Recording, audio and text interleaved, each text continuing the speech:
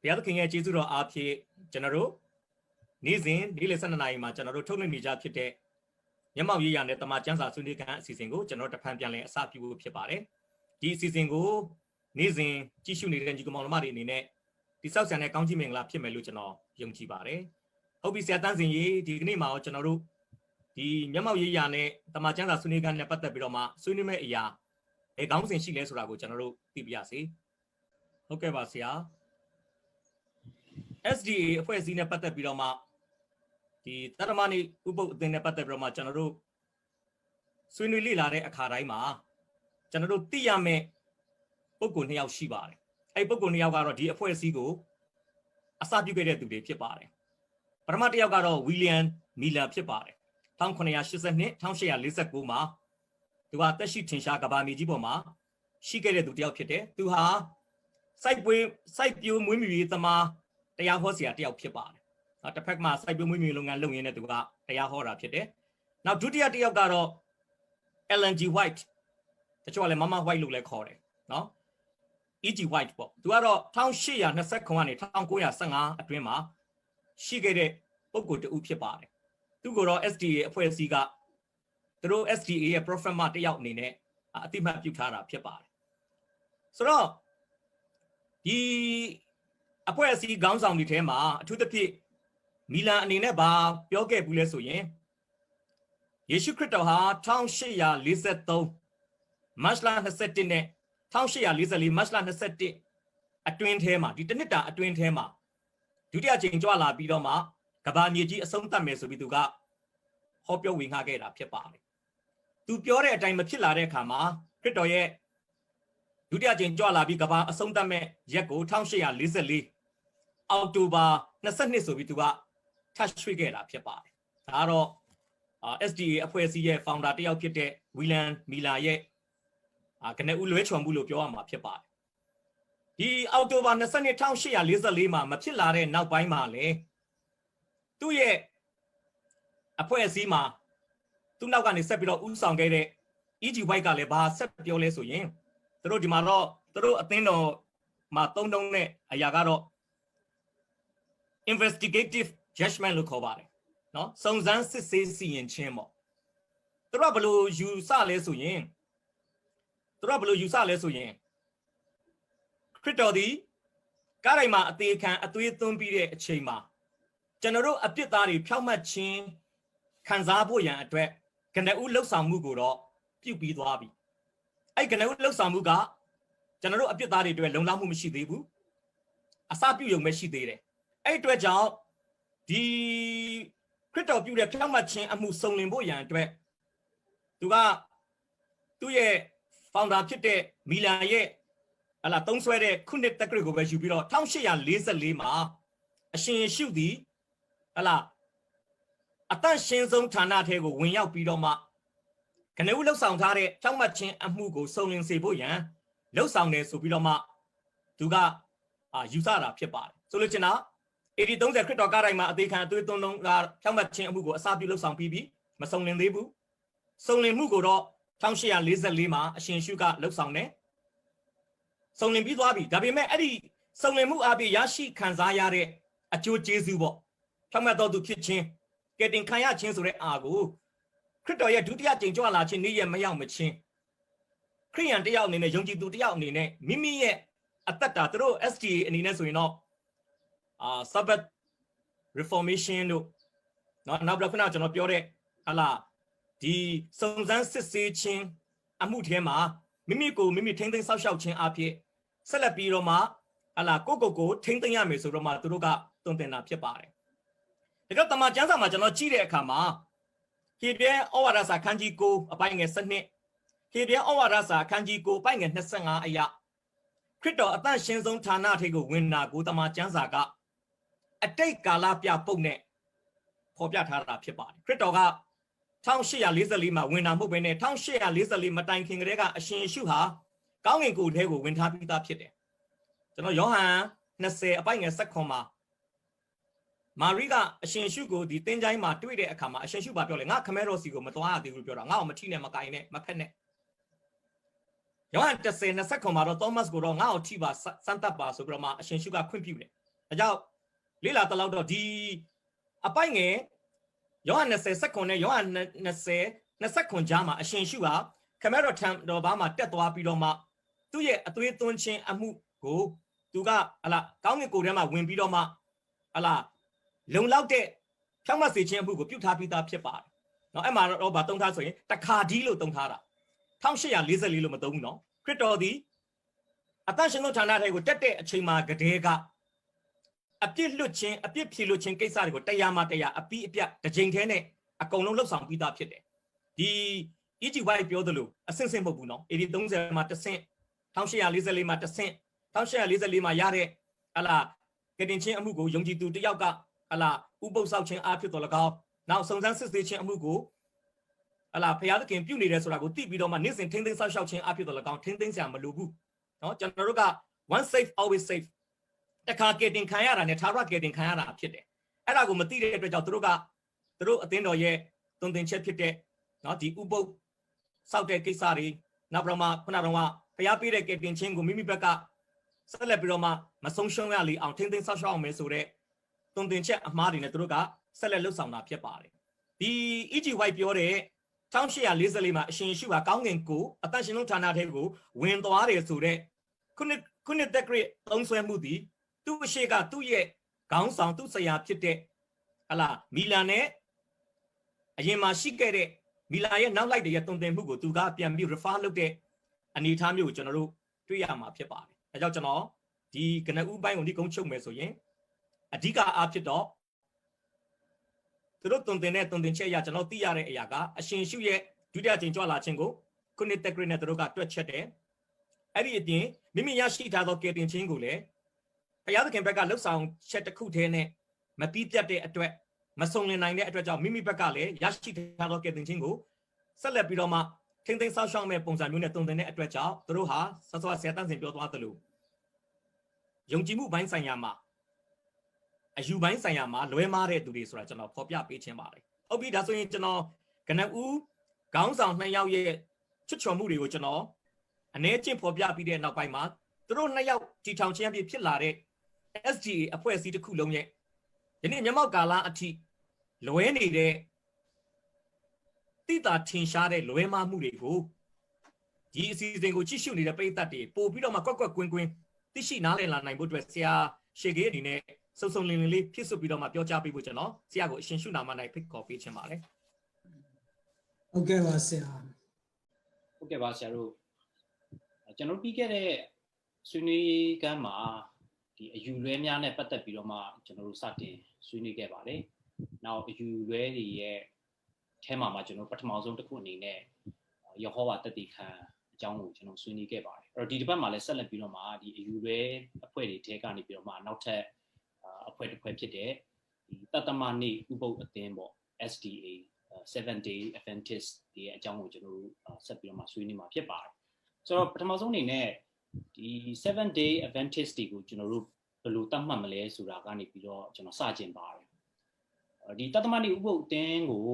ကျွန်တော်တို့ဧဝံဂေလိအသင်းတော်တွေကသူတို့ကိုdenomination ပေါ့နော်ကျွန်တော်တို့ဂိုင်းကနတစ်ခုနေဧဝံဂေလိဂိုင်းကနတစ်ခုအနေနဲ့ကျွန်တော်သတ်မှတ်မလားဒါမှမဟုတ်လို့ရှိရင် court လို့ခေါ်တဲ့အယူလွဲအနေနဲ့ကျွန်တော်သတ်မှတ်မလားဆိုတဲ့မိကွန်းဝိဝါဒကွဲပြားစရာမိကွန်းဖြစ်ပါတယ်ဆိုတော့အစဉ်အလာရဆိုလို့ရှိရင်တော့တမိုင်းတစ်လျှောက်လုံးမှာ SDA ကိုကျွန်တော်တို့ဒီအယူလွဲအဖွဲ့ထဲမှာပဲကျွန်တော်ထည့်ထားပါတယ်ဒါပေမဲ့နောက်ပိုင်းမှာဧဝံဂေလိအသင်းတော်တွေရဲ့သဘောထားပြုတ်ပြောင်းသွားတဲ့အရာပေါ်မှာမူတည်ပြီးတော့မှတချို့ကပြန်ပြီးတော့သူတို့ကိုခရိယန်ဂိုင်းကနတစ်ခုအနေနဲ့ပြန်ပြီးတော့မှသတ်မှတ်ခြင်းနဲ့အဖွဲ့တွေလည်းရှိတယ်ဒါကြောင့်ကျွန်တော်တို့ဒီဧဝံဂေလိအဖွဲ့အစည်းတွေထဲမှာပြင်လေကျွန်တော်တို့ SDA ကိုတချို့ကလုံးဝပြတ်သားသားအယူလွဲများဆိုပြီးတော့မှကျွန်တော်သတ်မှတ်တဲ့အဖွဲ့အစည်းတွေလည်းရှိတယ်လို့ကျွန်တော်တို့ internet တွေဘာတွေမှာသွားကြည့်မယ်ဆိုလို့ရှိရင်တော့ Wikipedia တို့တခြားဒီလို internet စာမျက်နှာတွေမှာတော့သူတို့ကိုဒါကတော့သတင်းစာသမားတွေ media သမားတွေရဲ့ကျင့်ဝတ်အရာဖြစ်ကောင်းဖြစ်မှာပေါ့နော်သူတို့ကိုဒီလိုပဲခရိယန်ဂိုင်းကနတစ်ခုအနေနဲ့သူတို့ကိုသတ်မှတ်ပေးတာရှိပါတယ်လို့အဲ့တော့ကျွန်တော်တို့ကိုယ်တိုင်လည်းလေ့လာကြည့်ပါတယ်သူတို့ဘာတွေယုံတယ်လဲပေါ့နော်ဘာတွေယုံတယ်လဲဆိုတာကိုကျွန်တော်တို့သူတို့ရဲ့ဒီ internet စာမျက်နှာပေါ်တွေမှာတရားဝင် SD ဒီစာမျက်နှာတွေမှာကျွန်တော်သွားဖတ်လို့ရှိရင်တော့သူတို့ရဲ့ဒီ ယုံကြည်ခံယူချက်တွေကိုကျွန်တော်တွေ့ရမှာဖြစ်တယ်ဆိုတော့အဲ့ဒါနဲ့ကျွန်တော်တို့အယူအလုပ်မခံရပါစေနဲ့လို့ကျွန်တော်တို့က SDA ဆိုပြီးတော့မှ internet မှာတော့ရိုက်လိုက်မယ်သူတို့ရဲ့ဒီ confession of faith ပေါ့သူတို့ဘာတွေယုံကြည်တယ်လဲဘာတွေခံယူတယ်လဲဆိုတဲ့ဟာတွေကိုကျွန်တော်တော့ဖတ်မယ်ဆိုလို့ရှိရင်တော့ကျွန်တော်ဧဝံဂေလိအသင်းတော်တွေနဲ့အတူတူပဲဖြစ်ပါတယ်သုံးပါးတစုကိုယုံကြည်တယ်နောက်ပြီးတော့ဂျေဇုတော်အားဖြင့်ကယ်တင်ခြင်းအားဖြင့်ပဲကယ်တင်ခြင်းဂျေဇုတော်အားဖြင့်ယုံကြည်ခြင်းအားဖြင့်ပဲကယ်တင်ခြင်းရောက်မယ်ယေရှုခရစ်တော်ရဲ့အသေးခံခြင်းကကျွန်တော်တို့ကိုကယ်တင်ခြင်းရောက်စေတယ်စသဖြင့်ဒီလိုမျိုးသူတို့သူတို့ရဲ့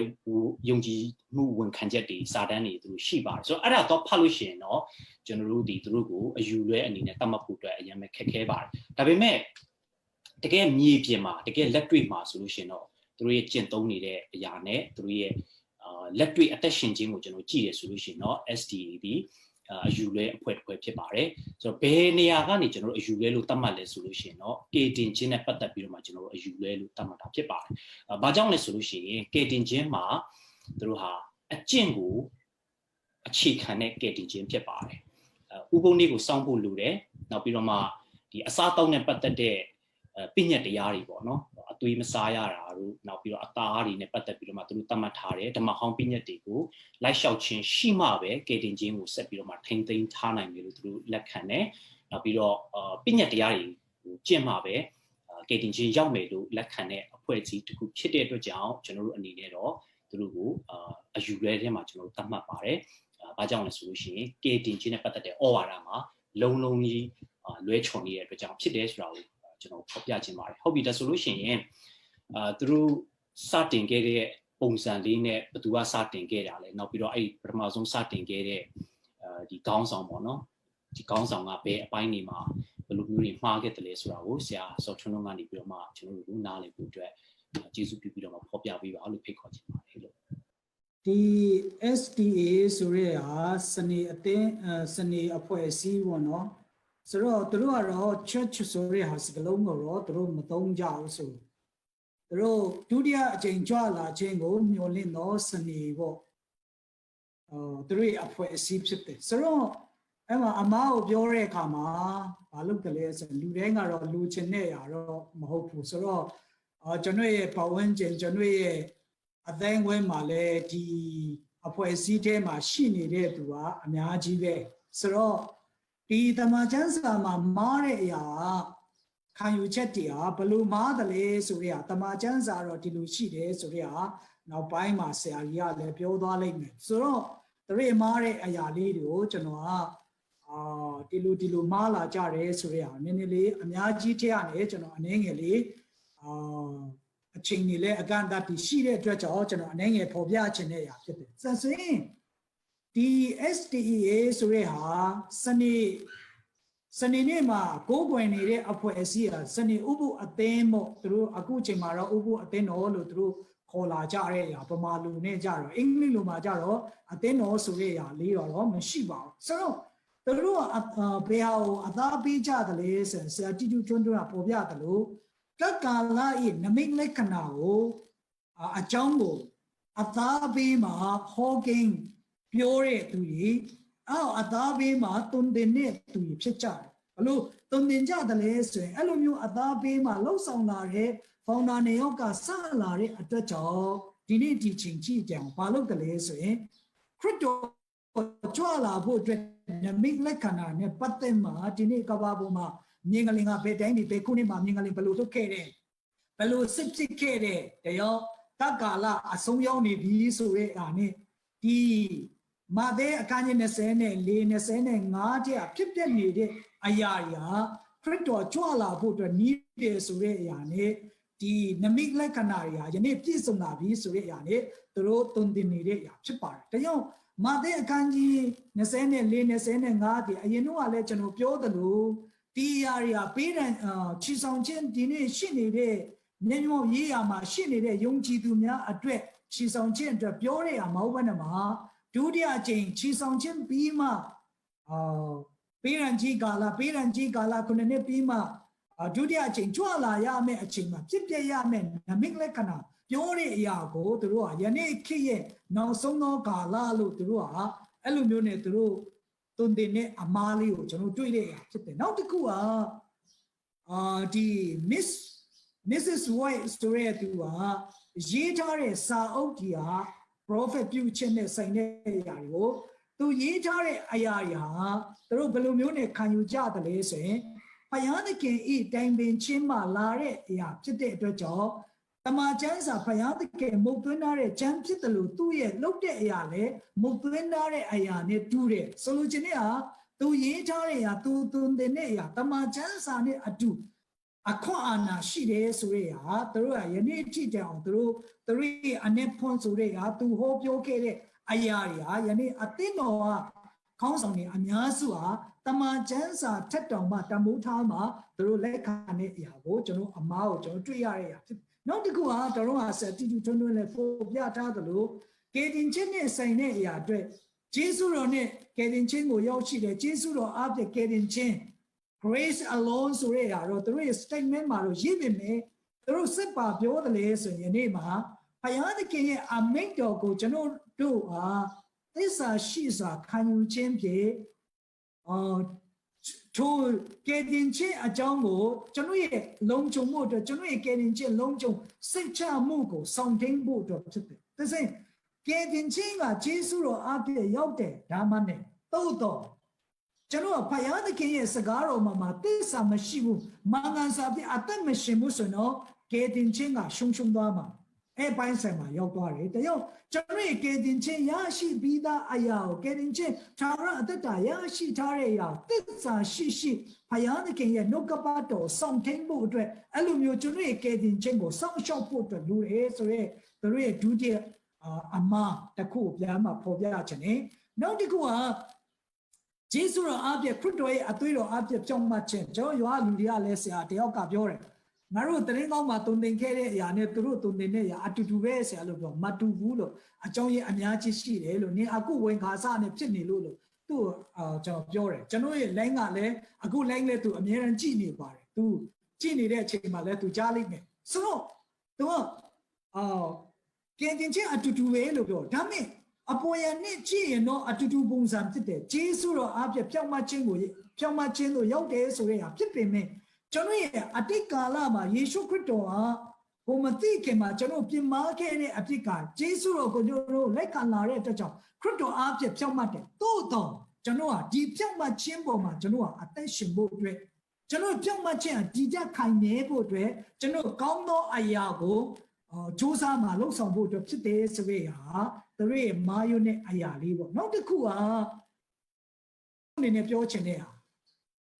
စနေနေ့ကိုစနေအတင်းတော်ကိုစနေနေ့မှာပဲကိုးကွယ်ရမယ်စနေနေ့ကိုးကွယ်တဲ့အရာရုပ်တုကိုကိုးကွယ်တဲ့အရာလို့အတင်းသူသူရဲ့ member ဝင်များကိုအတင်းဝင်များကိုအဲ့လိုမျိုးနဲ့ဝါဒ mind ကိုသူတို့ရိတ်သွင်းတဲ့အရာဖြစ်တယ်ဘယ်လိုလဲဆိုရင်အန်ဒီခရစ်ကသူစောင်းထားတဲ့တရဖူကဗျာတိချမ်းမှာစောင်းထားတဲ့အရာပေါ့ကစောင်းထားတဲ့အရာနဲ့အထိတ်အချွန်လေးတွေသူတို့တတ်ထားတဲ့အရာတွေကအားလုံးကအပုံစံအတူတူတဲ့အဲ့လိုပုံစံအတူတူဖြစ်တဲ့အတွက်ကြောင့်ပေါ့ကပဲဒီစနေကိုတနင်္ဂနွေနေ့အထိပြောင်းတဲ့အတွက်ကြောင့်ခရိယာနီဟာဘာလုပ်တယ်လဲဆိုတနင်္ဂနွေနေ့မှာဖယားကိုကိုးကွယ်တဲ့သူဟာဘော့ဆိုတဲ့အရာအန်ဒီခရစ်ရဲ့ရှေ့ပြေးအနေနဲ့အတုံးတော်ခံတဲ့သူရဲ့ယုံကြည်တဲ့ဝင်မှုမှာရုပ်တုကိုကိုးကွယ်တဲ့သူတွေဖြစ်တယ်ဆိုတဲ့အရာကိုသူတို့လုပ်ပြီးမှဒီတနင်္ဂနွေနေ့ဟာမြေကိုကိုးကွယ်တဲ့နေ့ရုပ်တုကိုးကွယ်တဲ့နေ့ပဲဆိုတဲ့အရာကိုသူတို့ကတရှင်းသောနေ့ဟာစနေနေ့ပဲဆိုတဲ့အရာဟာသူတို့အခိုင်အမာနဲ့သူတို့ယုံကြည်တဲ့ဝင်တဲ့အရာဒီအရာသူတို့ရဲ့အမှားဖြစ်တယ်လို့ဒါကြောင့်ကျွန်တော်နေ့ကိုကိုးကွယ်တဲ့အရာမဟုတ်ဘဲနဲ့ဖန်ဆင်းတဲ့ဖယားသခင်ရဲ့ကောင်းမြတ်ခြင်းကိုပဲကျွန်တော်ကိုးကွယ်တဲ့အရာဆိုတဲ့ဟာသူတို့မေ့ရောမှာသူတို့နေ့ကိုအတိကအနေနဲ့ဘာလုပ်တယ်လဲဆိုရင်သူတို့ရဲ့ကိုးကွယ်တဲ့အရာသူတို့ရဲ့သွားတဲ့အရာရဲ့မှားယွင်းတဲ့အရာလေးပေါ့ကျွန်တော်အဆုံးသတ်ရင်းနဲ့ကျွန်တော်ဖော်ပြခြင်းတယ်တဆင်ဒီအရာကြီးကမာယုနဲ့အရာကျမ်းစာတွေမှာဘယ်လိုရှိတယ်လဲဆိုတဲ့အရာနဲ့ပတ်သက်မှာ STA ရဲ့မာယုနဲ့အရာနဲ့ဆိုင်တဲ့အရာကျမ်းချက်ကထောက်ပြတဲ့အရာလေးကိုဆရာကြီးဦးလာမြင့်နေနဲ့ဆက်လက်မှဆွေးနွေးပြပါအောင်လို့ကျွန်တော်ဖိတ်ခေါ်ပါတယ်။ပါဆရာဒီ 7-day Adventist လို့ခေါ်တဲ့ STA စနေဥပုသ်အသင်းပေါ့နော်။သူတို့ကပြီးခဲ့တဲ့ပိုင်းကကျွန်တော်ပြောတဲ့ JW လို့ Jehovah Witness လို့အယူလိုရနေတယ်အာယုံလိုရနေတယ်အမှားယွင်းတဲ့ဖွဲ့စည်းတဲ့မှာကျွန်တော်တို့ထည့်သွင်းပါတယ်။ခုနဆရာတန့်စင်ပေါ်ပြသွားတဲ့အတိုင်း new evangelical ပေါ့နော်ဒီအင်္ဂလိပ်ဆရာထက်တန်တဲ့အဲ့ဖွဲ့စည်းတဲ့မှာပျော်ပြောင်းတဲ့သူတွေကသူတို့ကိုdenomination မှာပြန်ပြီးထည့်တာတွေကိုမျက်မှောက်ကာလမှာတွေ့နေရမှာဖြစ်ပါတယ်ဒါပေမဲ့ကျွန်တော်အနေနဲ့ကတော့ဒီတမန်ကျမ်းစာမှာရှိတဲ့ကယ်တင်ခြင်းနဲ့ပတ်သက်တဲ့ຢာပဲဖြစ်နော်အနာဂတ်ကာလနဲ့ပတ်သက်တဲ့ຢာပဲဖြစ်ကျွန်တော်တို့အတိတ်ကာလကတမန်တော်ကြီးတွေလက်ခံခဲ့တဲ့အယူဝါဒတွေလွဲသွားတဲ့အကြောင်းသူတို့တော့ကျွန်တော်ကအာယုံလွဲနေသူတွေအယူလွဲနေတဲ့သူလို့ကျွန်တော်သတ်မှတ်ပါတယ်ကျွန်တော် Jehovah Witness နဲ့ပတ်သက်ပြီးတော့ဆွေးနွေးခဲ့တုန်းကသုံးခဲ့တဲ့ကျမ်းစာအတိုင်းပဲရှင်ပြီးတော့စာဒုတိယဆောင်ခိုင်း3ပိုက်ငယ်16မှာတမန်တော်ရှင်ပေါလုရဲ့ကျမ်းစာမှာနည်းနည်းရာတွေရှိတယ်နော်အဲ့နည်းနည်းရာကိုကိုမတီးကြည့်တဲ့သူတွေနော်နောက်ပြီးတော့မတတ်တဲ့သူတွေကဒီကျမ်းစာချက်အနက်တွေကိုမှောက်လှန်ပြီးကိုဖျက်ဆီးတယ်ဆိုတဲ့အတိုင်းဒီ SDA သမားတွေလည်းအဲ့တိုင်းပဲဖြစ်တယ်လို့ရှင်းစွာကျွန်တော်ဖော်ပြလိုပါတယ်သူတို့မှားယွင်းတဲ့အကြောင်းအရာခတ်လို့သတ်မှတ်တဲ့ခါမှာကယ်တင်ခြင်းမှာအရှင်ရှုတပါးတဲ့ကသာလည်းကယ်တင်ခြင်းဖြစ်ပါတယ်အရှင်ရှုတာလည်းကျွန်တော်ရဲ့ကယ်တင်ပိုင်ရှင်ဖြစ်ပါတယ်ဂျေဇုတော်ကြောင့်သာလည်းကယ်တင်ခြင်းရောက်တာဖြစ်ပါတယ်သူတို့ကတော့အဲ့တိုင်းပဲပြောတယ်ဂျေဇုတော်ကြောင့်ကယ်တင်ရောက်တယ်လို့ပြောတယ်ခုနဆရာရှေကိပြောတဲ့အတိုင်းပေါ့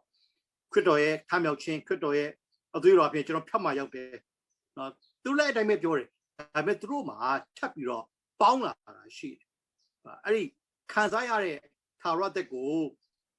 စနေဥပုသ်ဆောင်ခြင်းအပြင်ဆက်လက်ပြီးထိမ့်သိမ်းတာဝယ်ဆောက်ရှောက်အောင်မယ်ပြည့်ညတ်တရားကိုဆောက်ရှောက်ခြင်းအပြင်ဆက်လက်ပြီးထိမ့်သိမ်းရမယ်ဆိုတော့ဒါထပ်ထဲတယ်ဖြစ်ပါတယ်ဒီနေ့အပြင် cross ဆိုတဲ့ဖွဲ့စည်းကိုကျွန်တော်ဘယ်လိုသတ်မှတ်လို့ရစီရင်ခရစ်တော်အပေါင်း something ပြောလိုက်ခရစ်တော်အပေါင်းတစ်စုံတစ်ခုပေါ့ခရစ်တော်ဘာတဲ့နဲ့မဟုတ်ဘူးကျန်တဲ့ဟာပါလိုတယ်လို့ပြောလိုက်ရင်ဒါကတော့ဘာဆို cup လို့ကျွန်တော်ပြောလို့ရမှာဖြစ်ပါတယ်သူတို့ခုနပြောတဲ့အတိုင်းဟလာ AD 320မှာတဲ့အဲ့ချိန်မှာရှိတဲ့Roman Catholic သင်းတော်ပေါ့နော်ဒီပုပ်ရဟန်းမင်းကဘာလုပ်လိုက်လဲဆိုရင်စနေနေ့ကိုးကွယ်နေတဲ့အချိန်ကနေပြီးတော့တင်းနှင်းကိုရွှေ့လိုက်လို့ပြောပါတယ်ဒါတော့တာမိုင်းเจ้าနေပြောတာကျွန်တော်တို့ကျမ်းစာပုံမှာအခြေခံပြောပါမယ်ကျွန်တော်တို့သမတိကာလယုံကြည်သူတွေဟာတမန်ကျမ်းစာအရစနေနေ့မှာကိုးကွယ်တဲ့သူတွေမဟုတ်ပါဘူးတခင်ရှုပြတည်ခြင်းကိုရှင်မြန်ထမြောက်တဲ့နေသည်ဟုသောတခင်ပြားနေ့တင်းနှင်းကိုမှာကိုးကွယ်ကြတဲ့သူတွေဖြစ်ပါတယ်ဘာကြောင့်လဲနော်ကောရိန္သုစာပထမစာဆောင်ခန်းကြီး16အပိုက်ငယ်1နဲ့2ကိုကြည့်ရင်ကျွန်တော်လှူဒန်းဆရာစုထားခြင်းအကြောင်းမရှိစေခြင်းက9ရက်တွင်ပထမနေ့ကိုပြောတော့ယုံကြည်သူခရိယန်တွေပေးကမ်းတဲ့နေ့ဟာအလှငွေပါဝင်တဲ့နေ့က9မှာပထမနေ့ကိုပြောတဲ့သခင်ဖျားနေ့ဖြစ်တဲ့ဆိုတာကိုတွေ့ရမှာဖြစ်ပါတယ်။နောက်ကျမ်းစာကဘာတွေ့ရလဲဆိုလို့ရှိရင်တမန်တော်ဝတ္ထုခန်းကြီး20ပိုက်ငယ်9မှာ9ရက်တွင်ပထမနေ့၌မုတ်ဖဲ့တယ်ဒီခေတ်ဆိုရင်ကျွန်တော်ကပွဲတော်မင်္ဂလာစားတယ်ပေါ့နော်။ပွဲတော်မင်္ဂလာစားတဲ့နေ့ကလေ9မှာပထမနေ့ဖြစ်ပါတယ်။နောက်ရှင်ရှုပြလည်းတေကျင့်ရှင်မထမြောက်ပြီးတဲ့နောက်ထမြောက်ပြီးတဲ့နေ့မှာပဲရှင်ယောခရစ်ဝင်ခန်းကြီး20ပိုက်ငယ်19မှာတပည့်တော်တွေရှီကိုလာပြီးတော့တွေ့ခဲ့တယ်အဲ့ချိန်မှာသောမတ်မပါဘူး။ယောဟန်ခန်းကြီး20ပိုက်ငယ်16မှာတော့သောမတ်ပါတယ်။ရှင်ရှုပြနှစ်ချိန်တစ်ခါသခင်ဖျားနေ့ဒီဟူသောတေကျင့်ရှင်မထမြောက်နေမှာတပည့်တော်တွေကိုလာတွေ့တယ်ဆိုတာကိုကျမ်းစာရတွေ့ရပါတယ်။နောက်ဒါကြောင့်ဒီကနေပြီးမှယောမတော်ဆိုရှင်ပေါလုရဲ့တုန်ချက်ကယောမခန်းကြီး14ပိုက်96ဖတ်မယ်ဆိုလို့ရှိရင်နေ့ရဲ့ဆောင်ခြင်းနဲ့ပတ်သက်ပြီးဘလို့လဲမင်းတို့သူများကနေပြီးတော့မစစ်ကြောစီနဲ့ဆိုတော့ကောလောသဲအခန်းကြီး2အပိုက်ငယ်16အပိုက်ငယ်16မှာလည်းလို့ဖော်ပြခဲ့တာတွေ့ရမှာဖြစ်ပါတယ်။ဒါအဲ့ကျမ်းစာတွေပတ်မယ်ဆိုရင်စနေဥပုသ်သင်ဟာခုနကျွန်တော်ပြောတဲ့အတိုင်းခရစ်တော်အပြင်ထာဝရသက်ပေးတယ်ဒါတော့သူတို့လက်ခံကြတယ်။အဲ့ထာဝရသက်ကို maintain ပေါ့ဆက်လက်ပြီးတော့ရရှိခံစားသွားဖို့အတွက်ကိုယ့်ဘက်ကပြည့်ညတ်တော်ဆောက်ရှောက်မယ်ဥပုံဆောက်အောင်မယ်ခုနဆရာတန်စီပြောတဲ့အတိုင်းdietary law တွေပေါ့လေဒီမစားရဆိုတဲ့သားတွေမစားရဘူးเนาะသူတို့မှာဘာရှိလဲဆိုရင်လက်ဖေးလည်းမတော့ရအောင် coffee လည်းမတော့ရဘူးကျွန်တော်မိတ်လာဘက်ကိုရောက်တဲ့ခါ SD တယောက်နဲ့တွေ့ပါတွေ့တော့ကျွန်တော်ကရင်းနှီးချမ်းတောက်နေတာတောက်နေတော့ရင်းနှီးဖြူပဲအိမ်ရှင်တောက်နေအဲကျွန်တော်သူ့ကိုမိတယ်ဆရာရင်းနှီးချမ်းမတောက်ဘူးလားဆိုတော့မတောက်ဘူးတဲ့ဆရာတို့ကမျိုးစုံတောက်တယ်ပေါ့လေဆရာတို့ရဲ့ခန္ဓာကိုယ်ဘယ်လိုခေါ်လဲဆိုရင်ကျွန်တော်တို့ကmunicipal bike လို့ခေါ်တယ် municipal ဆိုတဲ့နော်ကျွန်တော်အမိုက်တွေအပုပ်တိုးတွေပေါ့လေကျွန်တော်ကသားလဲစားတယ်ငခုလဲစားတယ်ငကြီးလဲစားတယ်စဖြစ်ပေါ့နော်ဒါကပြညတ်တရား Messiah or Sarua bike, municipal bike, or Sibianda bike, you know, correct. Or General already to a general lime juice, I think, Nemetia, or drink the coupé down, not don't show it coupé down. General lima pool or lima pool, so that they know, you know, so you knew if you were lima pool. Sarah coffee let out there, you use it, Yabanya, I don't join it. General bike with the YouTube, Sibianda bike, the Tolisa. Now by doing it, a time aside, Sibianda bike, Sani Romela, Olivore, Absolura, the Roma, Jansa, Popia, teach Amati Bene, Alabuturu, Don't Swenida, Alamu, Jansa, Mokma, Don't Swenida, Joe, Premium, Pipai. Bigger Japan, Sudnik, and JDP Dona, New World Translation Done. Through Jarapa, don't listen. Tanguya couldn't say Pinin now by Ma, Yalare, or to go to DC debut local. Arabasi, the clear word. Shilling and Nukabato, Luba Piamlam Yotel. Or Yamalu Shimishira, Yotel, English Maro, 2 years, the DC debut, I Bible, don't it. Amera, to oh, JDP Relo, Jehovah Witness, New World Translation, and Oslo, the Don't Dorm, Mestri are Albumo, the Tunabire. The clear work goes. Don't go on, Miss Sura, and Oslo Lutau, Nemeturuara, Pialkin, Yini John will be DC debut, the clear work go, the Father Piamuyin or Doa Miss Sura, and the Druton Sera, Tuyama Pipa. Now, to JD Mara or ST Mara, Kuma or 2 day. Arabas so sleep to the happy pie. General, those were a yaboli, Ludia, Mala, at that is on wine, General Janza. Critical don't get out. I don't get a singing. Allah, you read the milli, Tiramo, Apioni, Dora. Era don't so sleep to rock. Now, when you Apioni is to and you don't get it. Joe David and it, now when you are, Pema Yahu, General Jansa, Pure Die, General Jansa, Pure Yaro. Then when you try to chima billing, Allah, attention in Galama, critical piao, digging, Tara County, or Paradise, Paradidu Bomo. I take my Tara them, Yaki, Crito, Muyungain, no, Marina, not by Jane, Layachama, I'm a general pure. I'm a Duralum ho, Bemam dog, yes, so sleeps, no. Now when you ain't need to Tomar. I rather go to the blue yes, I'm Sham listening. Plivers a candidate buying a Sadoma demolition ball of your bar. Not a shin the Amacrito, Tailing Die Jushi. At the shame, no drag on it, Tailing at the Campiane. 对不对？ဖြစ်တဲ့ကြောင့်ငါ大၍ထိုအကျိုးအင်မတန်မှလိုချင်တယ်လို့ဒီအကျိုးနှစ်ပါးဆက်ကြမှာငါဒီဘယ်အကျိုးယူရမှမသိဘူးပေါလုကဘာပြောလဲစုတေလင်းခရစ်တော်နဲ့တူရှိမယ်ဆိုငါသိတယ်အဲ့ဒါမှရှင်ပေါလုကဆိုးစလစ်ပြုံးတဲ့သူမဟုတ်ဒါပေမဲ့ခုန JW တွေဒီနေ့ကျွန်တော်ခုဆွေးနွေးတဲ့ SD ကတော့နံဝင်းရင်အိပ်ပျော်တာကိုယုံတဲ့သူတွေဖြစ်တယ်ဆိုတာကိုအဲ့ကျမ်းချက်နဲ့သူတို့ထောက်ပြလို့ရတယ်နောက်ရှင်ရှုဖျားကရှင်လုကာခရစ်ခန်းကြီး23ပိုင်းငယ်43မှာကားရင်ပေါ်မှာတမယာကြီးတစ်ခုကြီး2ယောက်ရှိတယ်တယောက်ကတူပြောရင်အရှင်ရှုဖျားကိုသူကဘလို့တန်းတာလဲဆိုရင်ကိုရောနိုင်ငံတော်တီထောင်ကြွလာခါကျွန်တော်အောင်မီသတိရပါလို့ခေါ်ပြတာအဲ့ဒီမှာရှင်ရှုကSD ကျန်းဆောင်တော့ဘလို့ရေးလဲမသိဘူးအေးဟုတ်ပြီမင်းဒီနေ့တော့အိပ်ပြောအောင်နောက်မှငါနဲ့တူရှိမယ်လို့ဖော်ပြမလို့ပြောတယ်နော်ကျန်းစာဖော်ပြတာဘာပြောလဲမင်းယနေ့မှာပင်ငါနဲ့တူ paradise မှာရှိပြီလို့ပြောတာအဲ့တော့ so sleep ဆိုတာဒီကျန်းချက်တရားမဟုတ်တော့ဘူးဆိုတာကိုကျန်းစာအနေတွေ့ရမှာဖြစ်ပါတယ်နောက်ပြီးတော့တတ်တော်လုံးတော်စာပထမဆောင်သောခိုင်းလေးပိုက်ငယ်စလေးမှာဘာပြောလဲအရှင်ရှုချီဆောင်အသင်းတော်ချီဆောင်ကြွလာတဲ့ခါမှာအိပ်ပျော်တော်သူတို့ရဲ့နာဝိညာဉ်ကိုခရစ်တော်နဲ့တူပို့ဆောင်တယ်လို့ပြောတာအမှားတော့အင်္ဂလိပ်မှာဖတ်ကြည့်ရင်တော့bring ရဲ့ past tense ဖြစ်တဲ့ brought ခရစ်တော်နဲ့တူပါလာလို့ပြောတာအဲ့တော့အဲ့ဝိညာဉ်နဲ့ခရစ်တော်တူပါလာတဲ့ဝိညာဉ်နဲ့ဒီခန္ဓာကိုယ်နဲ့ထိပြီးတော့သူတို့ကအသက်ရှင်ခန္ဓာကိုယ်ပြန်လဲထမြောက်ကြမှာဖြစ်တော့အဲ့ဒီအဖြစ် so sleep ဆိုတာမဟုတ်ဘူးဆိုတာသိကြဆိုဖော်ပြခြင်းနောက်ပြီးတော့ Hebrew စာခန်းကြီး7ပိုက်ငယ်1မှာဘာပြောလဲအိမ်များလောက်တက်တယ်ပေါင်းဒီငါတို့ဝင်းရလဲရှိကြပြီဖြစ်ရလို့ပြောတဲ့ခါ Hebrew ခန်းကြီး7အပိုက်ငယ်1ကနေပြီးတော့ပိုက်ငယ်40ပြမှာရှိတဲ့ယုံကြည်ခြင်းသူရဲ့ခေါင်းတွေသူကအဓိကယူရနေတာအဲ့လိုကြီးယူရတဲ့ခါမှာသူတို့တွေက JW တို့ SD တို့ယုံတဲ့အတိုင်းဟလာnow when you ate your son, the cigar piolas, I don't shoot. Email out the ball, Narushima, wing and rebuild on Diludia, he did the time, Piaki Shiroma, a session needed to be pitied so ဒီချက်ကနေတော့ပါ၍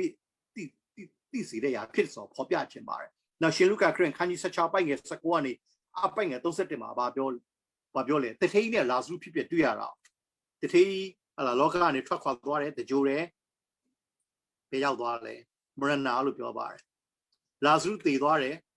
ကျမ်းစာမှာအောင်ဥစ္စာကောင်းတာလာဇရုတည်တာကိုတကြိုတယ်လို့မပါဘူးမကောင်းတဲ့မှာပို့ဆောင်နေပဲပါတာ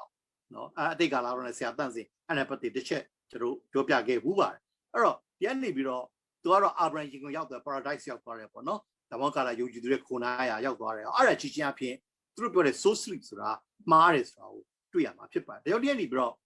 ခုနစနေဥပုံနေစောင့်ရမယ်လို့ဒီ soul sleep ဆိုတဲ့ຢာတွေကမှားတယ်ဆိုတဲ့ຢာတွေကိုကျွန်တော်ဒီကျမ်းစာအဖြစ်ခုနထောက်ထားပြီးတော့ထောက်ရှုပြီးတော့သူတို့ကိုဖော်ပြလို့ရတယ်သူတို့မေးလို့ရတယ်နော် Jehovah Witness လို့ပဲခုနဆရာတွေလည်းပြောခဲ့ပြီးပြီသူတို့က eternal security of believers ဆိုမလက်ခံတဲ့သူဖြစ်တယ်နော်သူတို့အဲ့ဒါကိုမယုံကြဘူးကျွန်တော်တို့တော့အဲ့ဒါကိုယုံတဲ့သူဖြစ်တယ်153အဲ့လိုသုံးဆွဲခြင်းအဖြစ်ဖော်ပြဖို့ဖြစ်ပါတယ်နော်သူတို့နဲ့တွေ့တဲ့ခါနှစ်ဖွဲ့လုံးတွေ့ကျွန်တော်ဖော်ပြချင်တာမ JDP တွေ့ Jehovah Witness တွေ့တယ်ဆိုတော့ကျွန်တော်သူ့ကိုမေးမယ်မင်းခရစ်ယာန်လား Are you Christian လို့ကျွန်တော်မေးမယ်တော့ဘာဖြစ်လဲသိလား Yes I am a Christian လို့သူတို့ပြောတော့မှမဖြစ်ဘူးသူတို့ဘာဖြစ်လဲ No I am Jehovah Witness လို့ပြောပါတယ်တော့အဲ့ဒီမှာတော့တေချာသူတို့ခရစ်ယာန်မဟုတ်ဘူးခရစ်ယာန်ခုနဆရာတန့်စီပြောတဲ့အတိုင်း denomination မှာထည့်ဖို့တော့မလိုတဲ့သူတွေဖြစ်တယ်ပါအောင်မပါဘူးအဲ့လိုပဲ Seventh-day Adventist ကိုကျွန်တော်မေးမယ် Are you Christian လို့မေးရင်ဘာပြောမသိလား No ဘာဖြစ်လဲသိလား I am Adventist လို့ဖြစ်လား I am an Adventist ဟောငါစနေဥပုပ်ယုံကြည်တဲ့သူပေါ့ဗျာအဲ့လိုမျိုးသူကပြောတယ်သူတို့ကခရစ်ယာန်မဟုတ်ဘူးကျွန်တော်ဒီအနားထောင်တဲ့ခရစ်ယာန်ယုံကြည်သူတွေကသူတို့ခရစ်ယာန်မဟုတ်ဘူးဆိုတာကိုအဲ့ချက်တွေအပြင်ထောက်ထားရတော့တခွန်းလေးပဲမေးလိုက်ပါယောဝါတတိခံလိုက်ခင်ဗျာညီကိုခရစ်ယာန်လားလို့မေးပါ SD လာခဲ့လဲခင်ဗျာခရစ်ယာန်လားလို့မေးပါအဲ့ဆိုသူတို့ဖြေတဲ့အပေါ်မှာမူတည်ပြီးတော့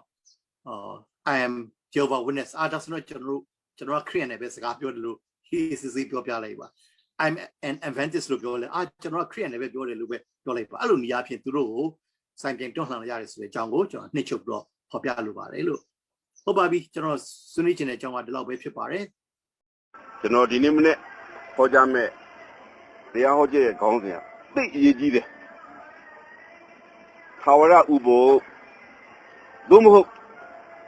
အစဉ်ထာဝရဆောင်ရမည်ဥပုပ်ဘုံမှာနော်အစဉ်ထာဝရဆောင်ရမည်ဥပုပ်အဓိကကျမ်းချက်ကလေးကိုဟေရှာယအခန်းကြီး66အငယ်22နဲ့23မှာကျွန်တော်ယူထားတယ်ငါဤဥပုပ်နေသည်ဥပုပ်သည်အစဉ်အဆက်တည်မြဲလိမ့်မည်တဲ့ဘုရားပြောခဲ့ကျွန်တော်တို့ဒီနေ့သတ္တမနေ့ဥပုပ်ကိုဆောက်ပြီးတဲ့အချိန်ကနေစပြီးဆောက်ကျွန်တော်တို့အဆုံးတည်းကိုဆောက်ရမယ်ကျွန်တော်တို့လုပ်နေတဲ့အလုပ်ကအလုံးမတန်းမှမှန်တယ်ဆိုတဲ့အကြောင်းခင်ဗျားတို့ဒီနေ့သက်သေပြကြတချို့ကပြောတယ်ကောလောသဲခန်းကြီး2အငယ်14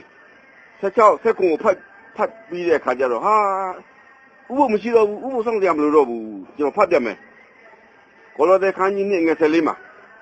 ငါတို့နှင့်ဆန့်ကျင်မဲ့ဖြစ်သောဝိနီးအထုံးအဖွဲ့နှင့်ဆက်ဆိုင်သောလက်မှတ်ကိုချေ၍လက်ဘက်ကတိုင်မှာရိုက်ထားလျက်ငါတို့ဆက်ကြားတွေကပယ်ရှင်းတော်မူပြီးထို့ကြောင့်စားတော်ခြင်းအမှုပွဲနေ့လာဇန်နေ့ဥပုပ်နေ့တို့ကိုဆောင်ခြင်းအမှုတွင်တင်တို့ကိုအဘယ်သူမျှမစစ်ကြောမစေရစေနှင့်ထိုအရာတို့သည်နောင်ဖြစ်လက်သောအရာတို့၏အရေးဖြစ်၏အဲ့ကျန်တဲ့ကလေးကိုယူပြီးတော့ဟာရှင်ဘောလူကပြောတယ်လာဇန်နေ့ဆောင်ကြမလို့တော့ဘူးဥပုပ်နေ့ဆောင်ကြမလို့တော့ဘူးဒါတွေကနောက်မှကြံခဲ့တဲ့အရာတွေပဲအလုံးမနဲ့နောက်မှကြံခဲ့တဲ့အရာတွေပဲမှန်တယ်အဲ့ဒီနေရာမှာကျွန်တော်တို့နားလည်ဖို့တစ်ချက်ကအရေးဖြစ်တဲ့ဥပုပ်နဲ့နော်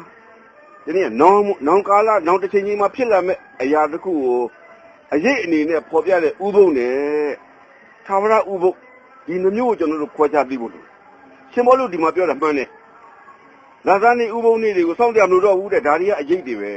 အဲ့ဒီဥပုပ်တစ်မျိုးရှိတယ်အဲ့ဒီဥပုပ်တစ်မျိုးရှိတယ်အဲ့ဒီဥပုပ်ကိုဒီနေ့စောင့်ကြမလို့တော့ဘူးသို့တော့ကျွန်တော်တို့ဒီနေ့စောင့်ကြရလို့တဲ့ဥပုပ်ကလည်းရှိသေးတယ်ဆိုတဲ့အခါကျတော့ကျွန်တော်ဒီနေ့အဲ့ဒီနှစ်ခုကိုခွဲခြားပြီးတော့ဒီမဲ့ကိုတင်ပြခြင်းဝိနည်းထုံးဝန်းနဲ့ဆိုင်တဲ့ဥပုပ်9မျိုးရှိတယ် ကျွန်တော်တကဟောခဲ့ပြီအကျဉ်းမပြောတော့ဘူး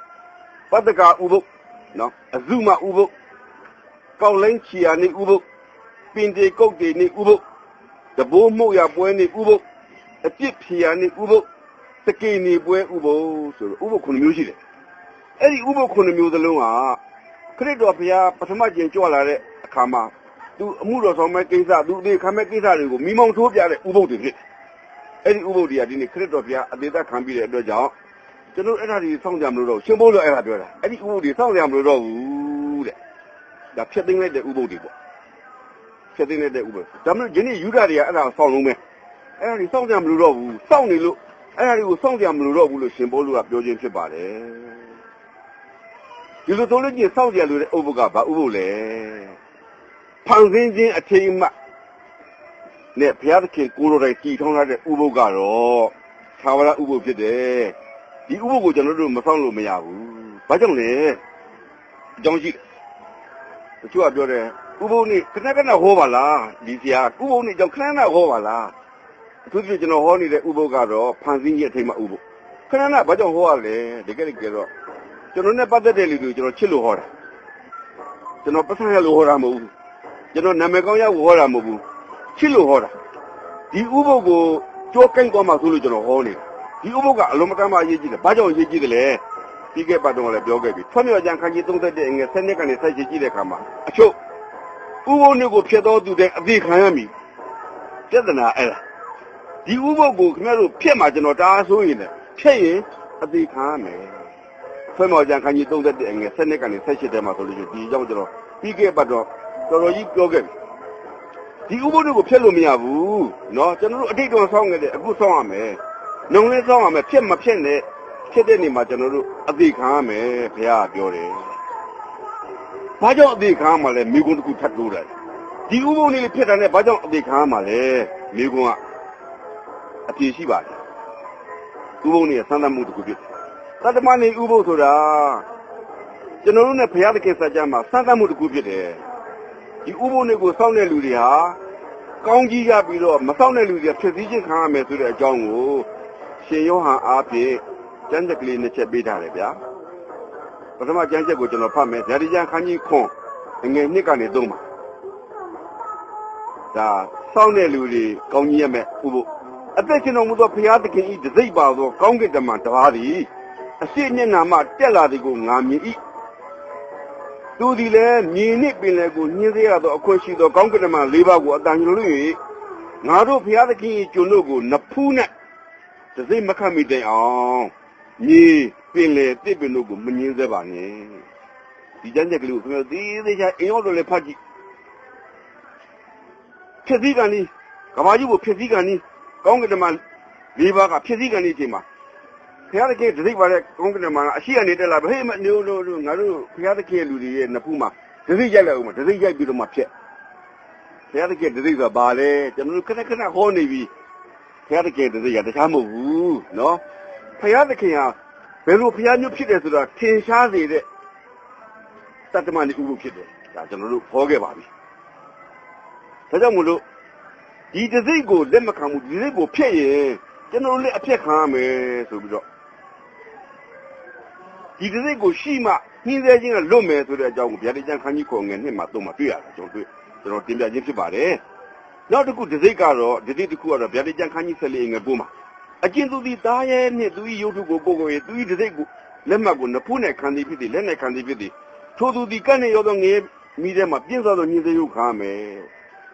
်သားရဲ့ဟာဘယ်လိုပုံကူမျိုးလဲဆိုတော့ထင်ရှားစေတဲ့တစိမ့်ကိုလက်ခံတဲ့လူကတော့တေဘောဝင်မယ်ဆိုတော့ဒီမှာဘုရားသခင်ရဲ့တစိမ့်နဲ့သားရဲ့တစိမ့်ကအရေးကြီးတယ်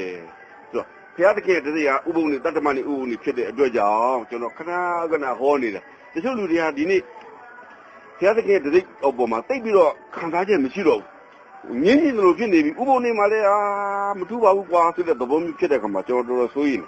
အဲ့တော့ဘုရားသခင်ရဲ့ဘုရားကျွန်တော်တို့ကိုယ်ကနေဘုရားဘယ်လိုဘုရားမျိုးလဲဖြစ်တယ်ဆိုတာကိုသင်ရှားစေတဲ့ဒီတတ္တမနဲ့ဥပုံနဲ့လေးကိုကျွန်တော်တို့ညှင်းပယ်လိုက်ရင်တော့ automatic ပဲသားရဲ့တသိလက်ခံတဲ့လူတွေမှာပါသွားပြီးတော့ကျွန်တော်တို့ကဖြည့်ဆည်းချက်ခံရလိမ့်မယ်ဒီအကြောင်းကြောင့်ကျွန်တော်ခဏခဏဟောနေရဖြစ်ပါတယ်တတ္တမနဲ့ဥပုံရဲ့ ဦးနေရထူးခြားချက်တွေကတော့နံပါတ်1တတ္တမနဲ့ဥပုပ်ဆိုတာလူကပေးတာမဟုတ်ဘူးတဲ့ကပောက်ကျန်ခန်းကြီးနဲ့ငယ်တက်ကနေတော့မှကျွန်တော်မဖတ်တော့ဘူးဖျားသခင်ကိုယ်တော်တိုင်လူသားတွေကိုပေးတဲ့ဥပုပ်ဖြစ်တယ်နောက်နံပါတ်2ချက်ကဖျားသခင်ကိုယ်တော်တိုင်ပေးတဲ့အတွက်ကြောင့်ဓမ္မဟောင်းကိတ္တုံကလည်းဒီတတ္တမနဲ့ဥပုပ်ကိုဖျားသခင်သားသမီးတွေစောင့်ခဲ့တယ်တို့ဖျားသခင်သားသမီးမဟုတ်တဲ့လူတွေမစောင့်ဘူးဗျမစောင့်ဘူးဒါထွက်မြောက်ရင်31မှာတွေ့ရတဲ့ရေစီကြီးလ20အခန်းကြီး20မှာတွေ့ရတယ်ဖျားသခင်သားသမီးတွေကဓမ္မဟောင်းကိတ္တုံကတတ္တမနဲ့ဥပုပ်ကိုစောင့်ခဲ့တယ်နောက်နံပါတ်3ချက်ဓမ္မတိခေတ်မှာလည်းဘုရားသခင်သားသမီးတွေကသတ္တမနေဥပမာပဲစောင့်တယ်နော်အခုဓမ္မတိခေတ်ကျွန်တော်တို့ခေတ်မှာရောဘုရားသခင်သားသမီးတွေကဒီဥပမာပဲစောင့်အပြင်နံပါတ်5ကောင်းကင်သိမြည်ကြီးသိရောက်တဲ့အခါမှာလေတဲ့ဘုရားသခင်သားသမီးတွေကဒီတတ္တမနေဥပမာကိုစောင့်မယ်ဆိုတော့ခီးကျအခန်းကြီး66ငွေ23မှာပြောကြတာကျွန်တော်တွေ့ရပါတယ်ဒါကြောင့်မလို့ဒီဥပုပ်ကဘုရားအစတယ်ကဘာဥအစတယ်ဒီကဘာပုံနီတိအောင်ဖို့ကဘာအတိတ်တိအောင်စောင့်ရမယ်ဥပုပ်ဖြစ်တဲ့အတွက်ကြောင့်ကျွန်တော်တို့ညင်းလို့မရဘူးသို့တော့ပြဿနာပါလဲဆိုတော့ဟေးတတ္တမဏိဥပုပ်အင်းတော်ဆိုတာကွာဟောနောက်မှပေါ်တဲ့ရွှေကြပဲမှာလို့လူများတွေတော်များပြောတယ်ဗျာနော်ဒါကျွန်တော်ကလုံးဝလက်မခံဘူးကျွန်တော်ကစနေသင်းပေါက်တော်မို့ပြင်မယ်လို့ကျွန်တော်အဲ့ဒီအယူဆတော်တော်မားတယ်တတ္တမဏိဥပုပ်အင်းတော်ဆိုတာ1863ခုနှစ်မှာပေါ်တာမဟုတ်ဘူး1863ခုနှစ်မှာပေါ်တာအမေရိကန်မှာရှိတဲ့တတ္တမဏိဥပုပ်တယ်ဘုရားသခင်ရဲ့စစ်မှန်သောဘုရားသခင်ရဲ့သားသမီးတွေဟာတတ္တမဏိဥပုပ်အင်းတော်ကိုဖိုးကဘာဥအစပြီးတော့ခေတ်ဆက်21ရာစုနှစ်တော့တောက်လျှောက်ရှိတဲ့ခဲ့တယ်ဆိုတော့ကျွန်တော်ဒီနေ့ခင်ဗျားတို့အချင်းချုပ်တင်ပြမယ်100ရာစုတော့ရှင်းပါတယ်ရှင်လူကခန်းကြီးလေးငယ်ဆက်ကြောက်မှာကြီးဝါတော်မူရ20မျိုးဆိုရောက်ပြန်လျင်ထုံးနာတော်ရှိသည့်အတိုင်းဥပုံနေနဲ့တရားစက်တော်ဝင်ပြီးခရစ်တော်ဘုရားအကျမ်းစာတွေဖတ်ယူပြီးဥပုံဆောင်နေဒါ100စုတုန်းကနော်ခရစ်တော်ဘုရားဘလောက်တော်မှာပဲဥပုံနေအတွက်ဆိုးရုံမှုရှိတယ်သိလားရှင်မသက်ခရစ်ခန်းကြီး24အငယ်20မှာတင်တို့ပြရသောအချိန်ဒီဆောင်းကာလနဲ့မကြဥပုံနေနဲ့လည်းမကြမြင့်အကြောင်းဆူတောင်းကြတော့သူတို့ပြရမယ့်ချိန်ကဘယ်ချိန်လဲရွှေညံတော်အဖြစ်သိထားတယ် AD 90မှာယေရုရှလင်မြို့ကြီးပြည့်တဲ့အချိန်မှာသားသမီးတွေပြရမယ်အဲ့ဒီအချိန်မှာတဲ့ AD 90မှာယေရုရှလင်မြို့ပြည့်တဲ့အချိန်မှာဥပုံနေမကြအောင်မင်းတို့ဆူတောင်းဆိုအထိပ္ပယ်ကခရစ်တော်ဘုရားကောင်းကင်ကိုတက်ကြွပြီးတဲ့ AD 33-34လောက်မှာဥပုပ်ကဆုံးမသွားပဲလေနောက်ပိုင်းမှာလည်းဥပုပ်ကတည်ရှိမယ်ဆိုတဲ့အကြောင်းဥပုပ်ကိုစောင့်အောင်မယ်ဆိုတဲ့အကြောင်းကိုခရစ်တော်ဘုရားကိုယ်တော်တိုင်မဿဲ24အငယ်20မှာဖော်ပြထားကြောင်းတွေ့ရတယ်ခရစ်တော်ဘုရားဒီညနေမှာရောက်သွားပြီအဲ့ဒီချိန်မှာဒွဲတော်တွေဥပုပ်နေမစောင့်တော့ဘူးလားလုကာခန်းကြီး23ငယ်56မှာကြည့်တဲ့အခါမှာထိုးတောင်ကပြန်သွားပြီးနေစီမွေးနဲ့နတ်နာမျိုးကိုပြင်ဆင်လျက်ပညာတော်အတိုင်းဥပုပ်နေနဲ့အလုံးမလုံးပဲနေကြတယ်တပည့်တော်တွေခရစ်တော်ဘုရားကတ်တိုင်မှာအဒီခံတဲ့အချိန်မှာဥပုပ်ကပြီးမသွားဘူးခရစ်တော်ကတ်တိုင်မှာအဒီခံပြီးတော့တင်းငယ်နဲ့မှရောက်တဲ့အချိန်မှာလေတပည့်တော်တွေကဥပုပ်နေမှာဒီမှာပညာတော်အတိုင်းပဲဥပုပ်နေမှာအလုံးမလုံးပဲနဲ့ဥပုပ်ဆောင်နေဆိုတာကိုကျွန်တော်တို့တွေ့ရပါတယ်ကျမ်းစာတော်မြတ်ထဲမှာဓမ္မတော်ခန်းကြီး7ငယ်နဲ့မှာဆိုလို့ရှိရင်ပေါ်လူသည်တဲ့မိမိထုံးစံရှိသည့်အတိုင်းတရားစဲနဲ့ဝေးဥပုပ်နေ့3ရက်ပတ်လုံး3ရက်ဇက်တဲ့ပေါ့3ရက်ဇက်တဲ့ကျမ်းစာကိုအမိပြုရထိုသိုးနဲ့ဆွေးနွေးနှီးတော့တယ်ရှင်ပေါ်လူလည်းဥပုပ်ဆောင်ခဲ့တယ်ဓမ္မတော်73ငယ်42ကိုကြည့်တဲ့အခါမှာဆိုလို့ရှိရင်လူများတို့သည်တဲ့တရားစဲမှာထွက်သွားကြတဲ့ထိုအကြောင်းကိုမိမိတို့ကနောက်ဥပုပ်နေနဲ့ဟောပြောပါမိအကြောင်းတောင်းပန်တယ်ရှင်ပေါ်လူဆိုတော့အတိတ်ကရှင်ဘောလူလည်းစောင်းတယ်တပည့်တော်တွေလည်းစောင်းတယ်အပြင်ဒါ AD 60လောက်ရှင်ဘောလူအလုံးလုံးနေတဲ့အချိန်မှာလဲတပည့်တော်တွေကခရစ်တော်ယုံကြည်တဲ့လူတွေဥပုံနေမှာကျွန်တော်တို့ဟောပါဦးများဆိုဥပုံနေတွေစောင့်ကြတာကျွန်တော်တွေ့ရပါတယ်အဟောတရားကောင်းတာယူဒလူမျိုးတွေအဲ့ဒီအချိန်မှာဥပုံစောင့်တာမဟုတ်ဘူးတဲ့ဂရိတွေလည်းစောင့်ဂရိလူမျိုးတွေလည်းစောင့်ဒါနဲ့ပတ်သက်ပြီးတော့ဘလူအကြီးမက်ကရချီဆိုတော့လူကဘာပြောလာလဲဆိုတော့သူရေးတဲ့စာအုပ် note and query ဆိုတဲ့စာအုပ်စာမျက်နှာ100မှာဂရိများနေသည့်မြို့များတဲ့ဂရိမဟုတ်သူများနေထိုင်သည့်မြို့များနဲ့တကွာတဲ့တိုင်းနိုင်ငံမှန်သမျှတွင်တဲ့ကျွန်တော်တို့စောင့်သည့်တတ္တမနှင့်ဥပုပ်ကိုမဆောင်သောမြို့ဟူ၍မရှိပါသဘောက100စုတုန်းကဂရိလူမျိုးတွေဥပုပ်စောင့်နေပြီသူတို့ဘဝချင်းမှာရှိနေတဲ့လူတွေလည်းတော်တော်များများတတ္တမနေ့မှာဥပုပ်ဆောင်နေကြတယ်ဆိုတဲ့အကြောင်းကိုဆရာကြီးဂျိုးဆက်ဖတ်ကပြောတယ်ဆိုတာကို မက်ကလက်ကြီးကမှတ်တမ်းနေတာကိုကျွန်တော်တို့အဲ့ဒီမှာတွေ့ရပါတယ်ဒီနေ့ Greek မှာသင်နေတဲ့ဘယ်နှယောက်ရှိသလဲကျွန်တော်တို့ internet မှာရှားကြည့်တဲ့အခါကျ Greek မှာတဲ့ဒီနေ့တိုင်အောင်နော် Greek လူမျိုးတွေထဲမှာအသင်္သာတတ္တမနိဥပုအသင်္သာ400ရှိတယ်တဲ့400ရှိတယ်ဒါ2004ခုနှစ်မှတ်တမ်း2005 2006မှတ်တမ်းရှာလို့မရသေးဘူး2004မှတ်တမ်းရဆိုလို့ရှိရင် Greek mission မှာ STA 400ရှိအန်အိုးတဲ့ကောင်းတာပထမရောက်သူနှစ်မှာလည်းအီဂျစ်ပြည်မှာလည်းစနေသေးနေရှိတယ်အဲ့ဒီစာအုပ်ကလည်းအဲ့ဒီ McClatchy ရဲ့စာအုပ်ပဲ Notes and Queries ဆိုတဲ့စာအုပ် volume 4စာမျက်နှာ69မှာသတ္တမနေ့သည်တဲ့ Alexandria မြို့နဲ့အခြားမြို့များအတွက်သာမဟုတ်ပဲစัจ java လာတစ်ခုလုံးရဲ့ဘာသာရေးပွဲနေဖြစ်သည်လို့ Alexandria မြို့နေ Philo ဆိုတဲ့ပုဂ္ဂိုလ်ကြီးကကြေညာတယ်ဆိုပြီးတော့ McClatchy ကသူ့ရဲ့ Notes and Queries ဆိုတဲ့စာအုပ်စာမျက်နှာ69မှာမှတ်တမ်းတင်ထားတယ်အဲ့ဒီ Philo ဆိုတဲ့လူရဲ့အကြောင်းလေ့လာကြည့်တဲ့အခါကျ Philo ဆိုတဲ့ပုဂ္ဂိုလ်က BC 20ကနေပြီးတော့ AD 50အတွင်းမှာအသက်ရှင်ခဲ့တဲ့ပုဂ္ဂိုလ်ဖြစ်တယ် AD 50မှာသူဆုံးသွားတယ်ဆိုတော့ AD 50မတိုင်ခင်ကတည်းကအီဂျစ်ပြည်မှာကျွန်တော်တို့ရဲ့တတ္တမနိဥပုသင်္သာတွေရှိတာဆိုတော့ကျွန်တော်တွေ့ရတယ်နော်ဒါပထမရာစုနှစ်ပေါ့နော်အခုရောအီဂျစ်ပြည်မှာသင်နေသင်နေရှိသလားရှိတယ်809ယောက်ရှိတယ်809ယောက်200ရာစုကြည့်အောင်200ရာစုမှာတတ္တမနိဥပုဆောင်းတဲ့လူရှိသလားရှိတယ် Dialogue on the Lord's Day ဆိုတဲ့စာမျက်နှာ189မှာဒီလိုဖော်ပြထားတယ်ရှေးဦးခရစ်ယာန်များသည်တဲ့တတ္တမနိဥပုကိုအလွန်အမျက်တနှုတ်ထားကြသည်တဲ့ရှေးဦးခရစ်ယာန်တွေကထိုနေ့ကိုဝိပုကိုးကွယ်ခြင်းတရားဟောကြားခြင်းတရားနာခြင်းအပြင်ကုန်လွန်စေကြတယ်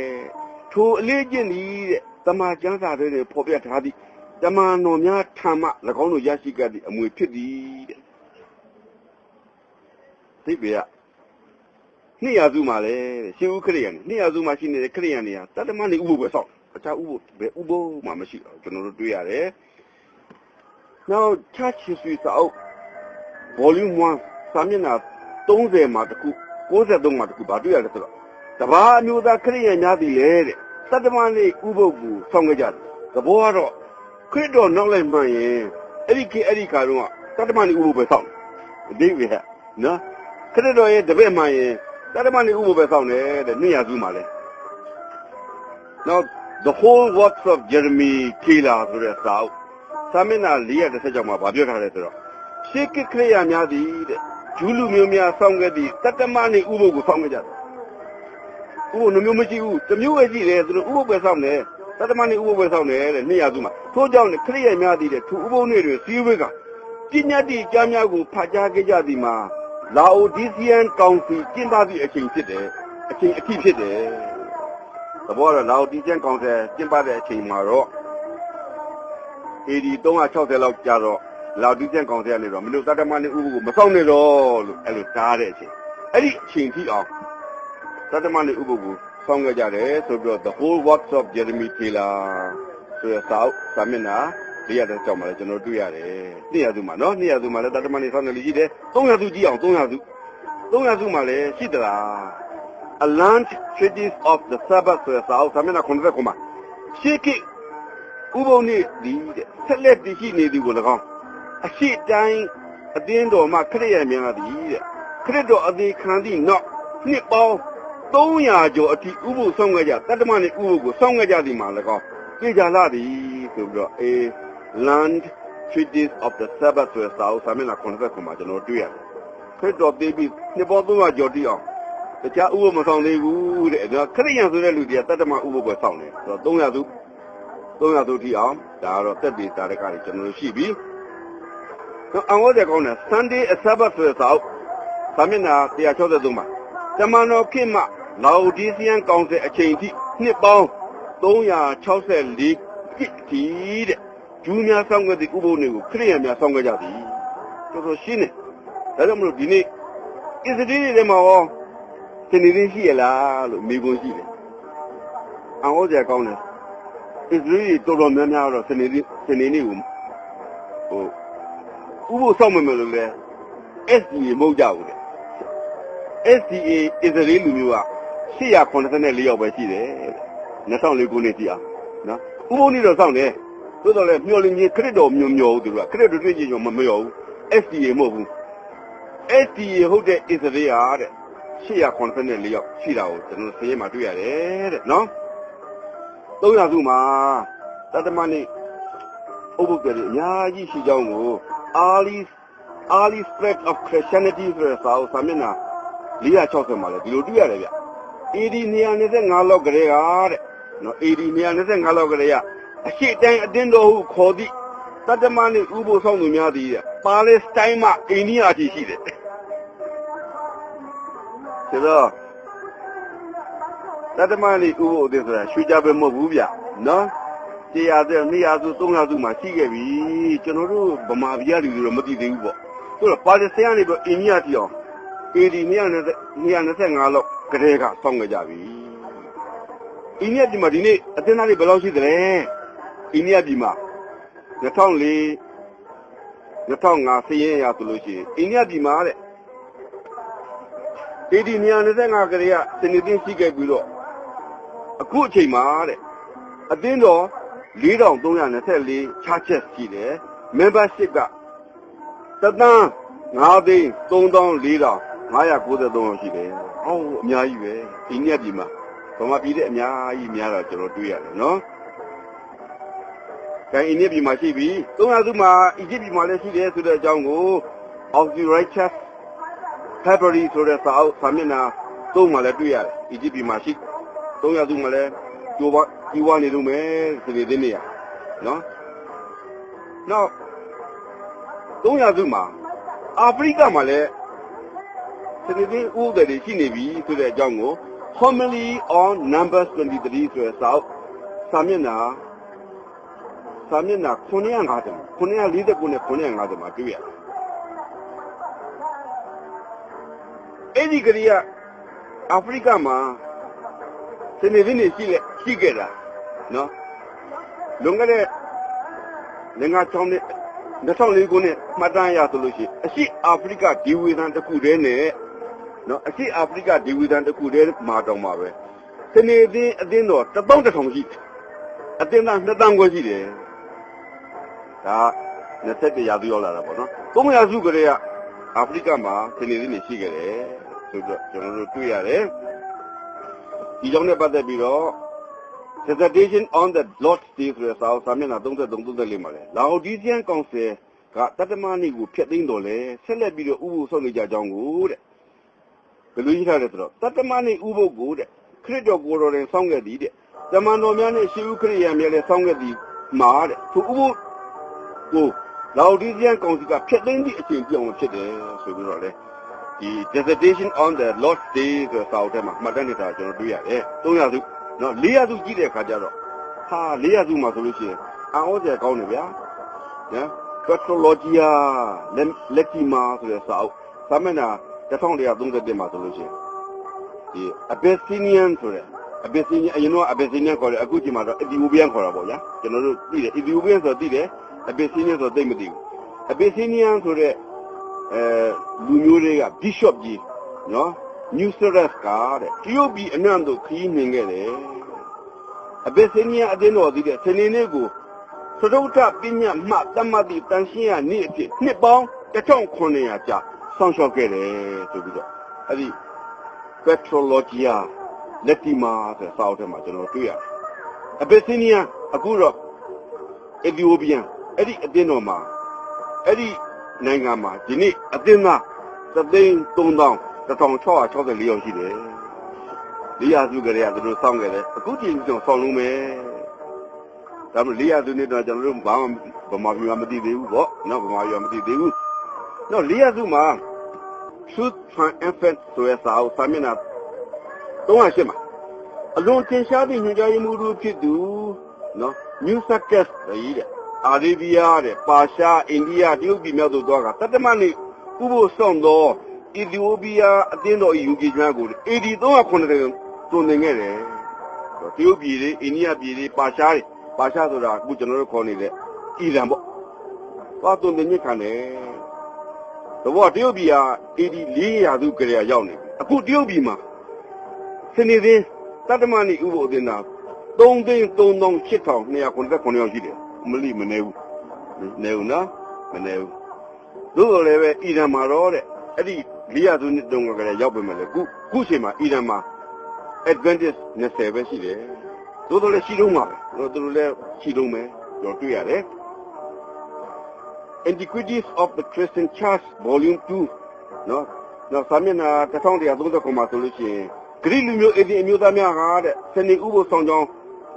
ခင်းနေရှားရှားပေါ်လွင်နေတော့တွေ့ရတယ်ဆိုရေးထားတယ်ဆိုတော့ကဲအီတလီဂရိကနေပဲအီတလီမှာလည်းတတ္တမနဲ့ဥပုသ်ဆောင်တဲ့လူတွေရှိခဲ့တယ်ဆိုတာကို The History of the Sabbath ဆိုတဲ့စာအုပ်ထဲမှာတွေ့ရတယ်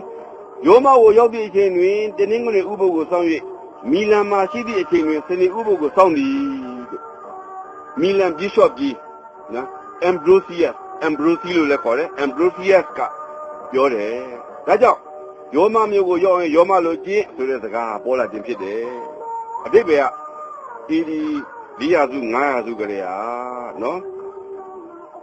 အီတလီမှာလည်းမီလန်မှာလည်းဥပုသ်ဆောင်နေကြပြီဒီနေ့အီတလီမှာစနေအတင်သား9092ယောက်ရှိတယ်တော့ကျွန်တော်တို့တွေ့ရတယ်စပိန်မှာလည်း400စုမှာစပိန်မှာစနေနေ့ရှိနေပြီဆိုတဲ့အကြောင်းကိုဘယ်မှာတွေ့ရလဲဆိုတော့ Spain Council Elvira ဆိုတဲ့ကြေညာချက်မှာတွေ့ရတယ်305ခုနှစ်မှာကြေညာတယ်စနေဥပုသ်တိုင်းမှာတဲ့အအားရှောင်ပြီးတဲ့အပြစ်များကိုဖြေရန်တတ္တမနေ့ဥပုသ်စောင့်သည့်စပိန်အသင်းတော်ကတဲ့ AD 305ခုတွင်နဲ့ထုတ်ပြန်ခဲ့သည့် Spain Council Elvira အားဖြင့်ကြေညာခဲ့တယ်ကျွန်တော်တို့မှတ်တမ်းမှရတယ်တွေ့ရပါတယ်ယနေ့စနေစပိန်မှာဆိုလို့ရှိရင်မျိုးလင်းကြီးအသင်းသား11240ယောက်ရှိတယ်ဆိုတော့နော်100စုမှာလည်းစနေသင်းတွေရှိခဲ့တယ်200စုမှာလည်းကပောင်းမှာစနေသင်းတွေရှိခဲ့တယ်300စုမှာလည်းရှိတယ်400စုမှာလည်းရှိတယ်စနေသင်းကပြတ်မသွားဘူးနော်မိနစ်တင်းနဲ့မှပေါ်လာတာမဟုတ်ဘူးအဲ့ဒီရာစုနှစ်တွေကလေးကရှိကြတာကျွန်တော်တွေ့ရှိရတယ်ဘလောက်တော့မှပဲတတမန်ဥပုသ်ဆောင်တဲ့လူတွေကဘလောက်တော့ဆေးရထက်တယ်လဲဆိုတော့တဲ့စပိန်နိုင်ငံဘာစီလိုနာမြို့အနီးမှာတဲ့နော်ဆပ်ဘတ်ဒဲဆိုတဲ့မြို့လေးတစ်မြို့ရှိတယ်ဆပ်ဘတ်ဒဲဘာကြောင့်ဆပ်ဘတ်ဒဲလို့ခေါ်တယ်ဆိုတော့တဲ့ဒီလူတွေကတတမန်ဥပုသ်ကိုစိတ်လက်ဆိုတော့စိတ်အားတကြီးနဲ့ဣရိကြစောင့်တဲ့အတွက်ကြောင့်သူတို့ကိုဆပ်ဘတ်တာတီလို့ခေါ်ပြီးတော့သူတို့မြို့ကိုဆပ်ဘတ်ဒဲလို့ခေါ်ခြင်းဖြစ်တယ်သဘောက400စုမှာနော်ဒီအီတလီမှာလည်းတတ္တမန်ဥပုသ်ဆောင်ခြင်းဟာဆိုလို့ရှိရင်အလုံးမတမ်းမှများတာလားဆိုကျွန်တော်တို့တွေ့ရတယ်နောက်တစ်ခုကျွန်တော်ဒီပြ900စုသွားအောင်900စုမှာစနေနေ့ဆောင်တဲ့လူရှိသလား900စုအထိပင်ခရိယာများသည်တဲ့ဂျူးများဆောင်ခဲ့သည့်တတ္တမန်ဥပုသ်ကိုဆက်လက်ဆောင်နေကြတဲ့ဖြစ်သည်ဆိုတော့ Ancient Christianity Exemplified ဆိုတဲ့စာအုပ်စာမျက်နှာ929မှာတွေ့ရတယ်900စုအထိအောင်မှရှိတော့မယ်တမန်ကနော်ဆိုကရေတိကဘာပြောလဲဆိုတော့အဲ့ဒီ900စုနဲ့ပတ်သက်ပြီးတော့တကဘာလုံးရှိအသင်းတော်အားလုံးနှီးပါးသည်တဲ့တတ္တမနဲ့ဥပုသ်နေ့တိုင်းတွင်တဲ့ပွဲတော်မင်္ဂလာကိုကျင်းပခဲ့ကြသည်တဲ့ဆိုကရေတိပြောတာတကဘာလုံးရှိအသင်းတော်အားလုံးနှီးပါးသည်တဲ့တတ္တမနေ့ဥပုသ်နေ့တိုင်းတွင်ပွဲတော်မင်္ဂလာကိုကျင်းပသည်အလက်ဇန္ဒရီးယားမြို့နှင့်ယောမမြို့ရှိခရစ်ယာန်များမှမူမီယိုဖလာယုံကြည်ချက်ကြောင့်ထို့သောမလုပ်ခဲ့ကြပါဥပုသ်နေ့သည်ဥပုသ်နေ့ဟုဆိုရတဲ့တတ္တမနေ့ဥပုသ်ကိုဆိုလိုခြင်းဖြစ်သည်တဲ့ဒီနေ့မနေ့ကိုဥပုသ်နေ့ဟုရှေးဘိုးဘေးများနဲ့သမိုင်းဆရာများကညီသည့်အခါမျှမခေါ်ခဲ့ပါဆိုတော့ဆိုကရေတိက Ecclesiastical History ဆိုတဲ့စာအုပ်စာမျက်နှာ289မှာကြည့်တာဆိုတော့အဓိပ္ပာယ်900စုမှာလည်းနော်အကြီးကျယ်တစ်ကမ္ဘာလုံးမှာရှိနေတဲ့စနေသင်းတွေတော်တော်များများစောင့်နေတာကိုကျွန်တော်တို့တွေ့ရပါတယ်နော်တွေ့ရတယ်ဆိုကရေတိကပဲဆက်ပြောသေးတယ်ဗျကွန်စတင်တီနိုပိုမြို့ရှိအသင်းတော်အားလုံးနှီးပါးသည်ကွန်စတင်တီနိုပိုဆိုရောမမှာရှိတယ်အီတလီမှာရှိတယ်ကွန်စတင်တီမြို့ရှိအသင်းတော်အားလုံးနှီးပါးသည်တဲ့ပထမနေ့တွင်ဝိပုကိုးကွယ်ကြသလိုတဲ့တက္ကမနေ့တွင်လည်းဆွေးဝိပုကိုးကွယ်ကြသည်အလက်ဇန္ဒရီးယားခရိယာများယောမခရိယာများနဲ့မတူကြပါသဘောတော့ကွန်စတင်တီနိုပိုကြတော့စနေနေ့မှာလည်းစောင့်တယ်တနင်္ဂနွေနေ့မှာစောင့်တယ်ဆိုတော့သဘောကိုသူပေါ်ပတ်ထားဖြစ်ပါတယ် အဲ့တော့600စုတော့600စုမှာတတ္တမနိဥပုပ်တရင်ကဘယ်ရောက်သွားလဲဆိုတော့စကော့တလန်ရောက်သွားတယ်ခုနကတော့ကျွန်တော်တင်ပြနေတဲ့နေရာဒီမှာဆက်လက်ကြီးပွားနေတဲ့အပြင်စကော့တလန်ရောက်သွားတယ်တဲ့စကော့တလန်ဒီမှာအဲ့စာအုပ်ကပဲနာမည်ကတော့စာအုပ်နာမည်ကတော့ A Damned Life of Saint Columb ဆိုတဲ့စာအုပ်စာမျက်နှာ90ကျော်မှာတွေ့ရတယ်စကော့တလန်ခရစ်ယာန်များသည်တဲ့အာယာလန်အသင်းတော်ဤခြေရာကိုလိုက်လျက်စနေနေ့တွင်အလို့နာဥပုပ်ဆောင်ကြသည်သဘောက600စုမှာစကော့တလန်ကိုရောက်လာပြီဥပုပ်တော်နေ့ကနော်စကော့တလန်နဲ့အာယာလန်ခရစ်ယာန်များသည်တဲ့ရှေ့ကအာယာလန်အသင်းတော်ဤခြေရာကိုလိုက်လျက်တတ္တမနေ့တွင်ဥပုပ်ဆောင်ကြသည်အဲ့ဆောက်ထဲမှာပဲပေါ်ပြထားတယ်ဒီနေ့အဲ့ဒီအာယာလန်တို့စကော့တလန်တို့ခေါ်တဲ့ United Kingdom မှာတတ္တမနေ့ဥပုပ်တယ်ပေါင်း2483ရှိတယ်600စုကလေးကတတ္တမနေ့ဥပုပ်ဆောင်ကြတာကိုဒီဆောင်လုံးမယ်ဆိုတွေ့ရတယ်ဒါနဲ့ပတ်သက်ပြီးတော့ Butler's Lives of the Saints ဆိုတဲ့စာအုပ်ထဲမှာလဲ Volume 1စာမျက်နှာ990မှာလဲဒီကြောင့်ပေါ်ပြထားတယ် A Damned Life of Columba ဆိုတဲ့စာအုပ်စာမျက်နှာ230မှာလဲဒီ Scotland တို့ Ireland တို့မှာဥပုပ်တယ်တွေတိုးပွားလာတဲ့အကြောင်းတွေကိုပေါ်ပြထားကျွန်တော်တွေ့ရပါတယ်ဒါ600စု900စုသွားမယ်900စုမှာဆိုလို့ရှိရင်တော့တော်တော်ကြီးပြန့်လာတော်တော်ကြီးကျေပြန့်လာတယ်ဘယ်တော့ကျေပြန့်လာတဲ့ဆိုတော့လေကျွန်တော်ဖတ်ပြမယ်တတ္တမနေ့ဥပုပ်မှာအလုံးမလုံးရတတ္တမနေ့ဥပုပ်မှာအလုံးမလုံးရပြဋ္ဌာန်းသည့်ယောမမြို့မှခရိယာများကိုဂရီကိုဒီthe first ကရှုံချပြောဆိုသည်အဓိပ္ပာယ်တတ္တမနေ့ဥပုပ်နေ့မှာအလုံးမလုံးဖို့ရန်တွေပြောတဲ့လူတွေကိုတဲ့ယောမမြို့မှာရှိနေတဲ့ဂရီကိုဒီthe first ကရှုံချတယ်အဲ့ဒီအချိန်မှာယောမမြို့မှာဆိုလို့ရှိရင်တုံသိမ်းလာပြီတတ္တမနေ့ကအလုံးမလုံးနဲ့တတ္တမနေ့ကဦးဆောင်ဟိလို့ပြောတဲ့ပုံကိုယ်တွေကိုတဲ့အဲ့ဒီမြို့မှာတောင်ဝန်ထားဆောင်တဲ့ဂရီကိုဒီthe first ဆိုတဲ့ယောမအတင်းတော်ကဖုန်းတော်ကြီးကရှုံချတယ်ဆိုတော့အတိတ်ပဲက900စုနှစ်မှာလဲနော်ယောမမြို့မှာတောင်တတ္တမနေ့ဥပုပ်အသေးတွေရှိနေတာကိုကျွန်တော်တို့တွေ့ရပါတယ်ကျွန်တော်ကောင်းတဲ့ချက်ကလေးဖတ်ကြမယ်ယောမမြို့သားခရစ်ယာန်များသည်တဲ့တတ္တမနေ့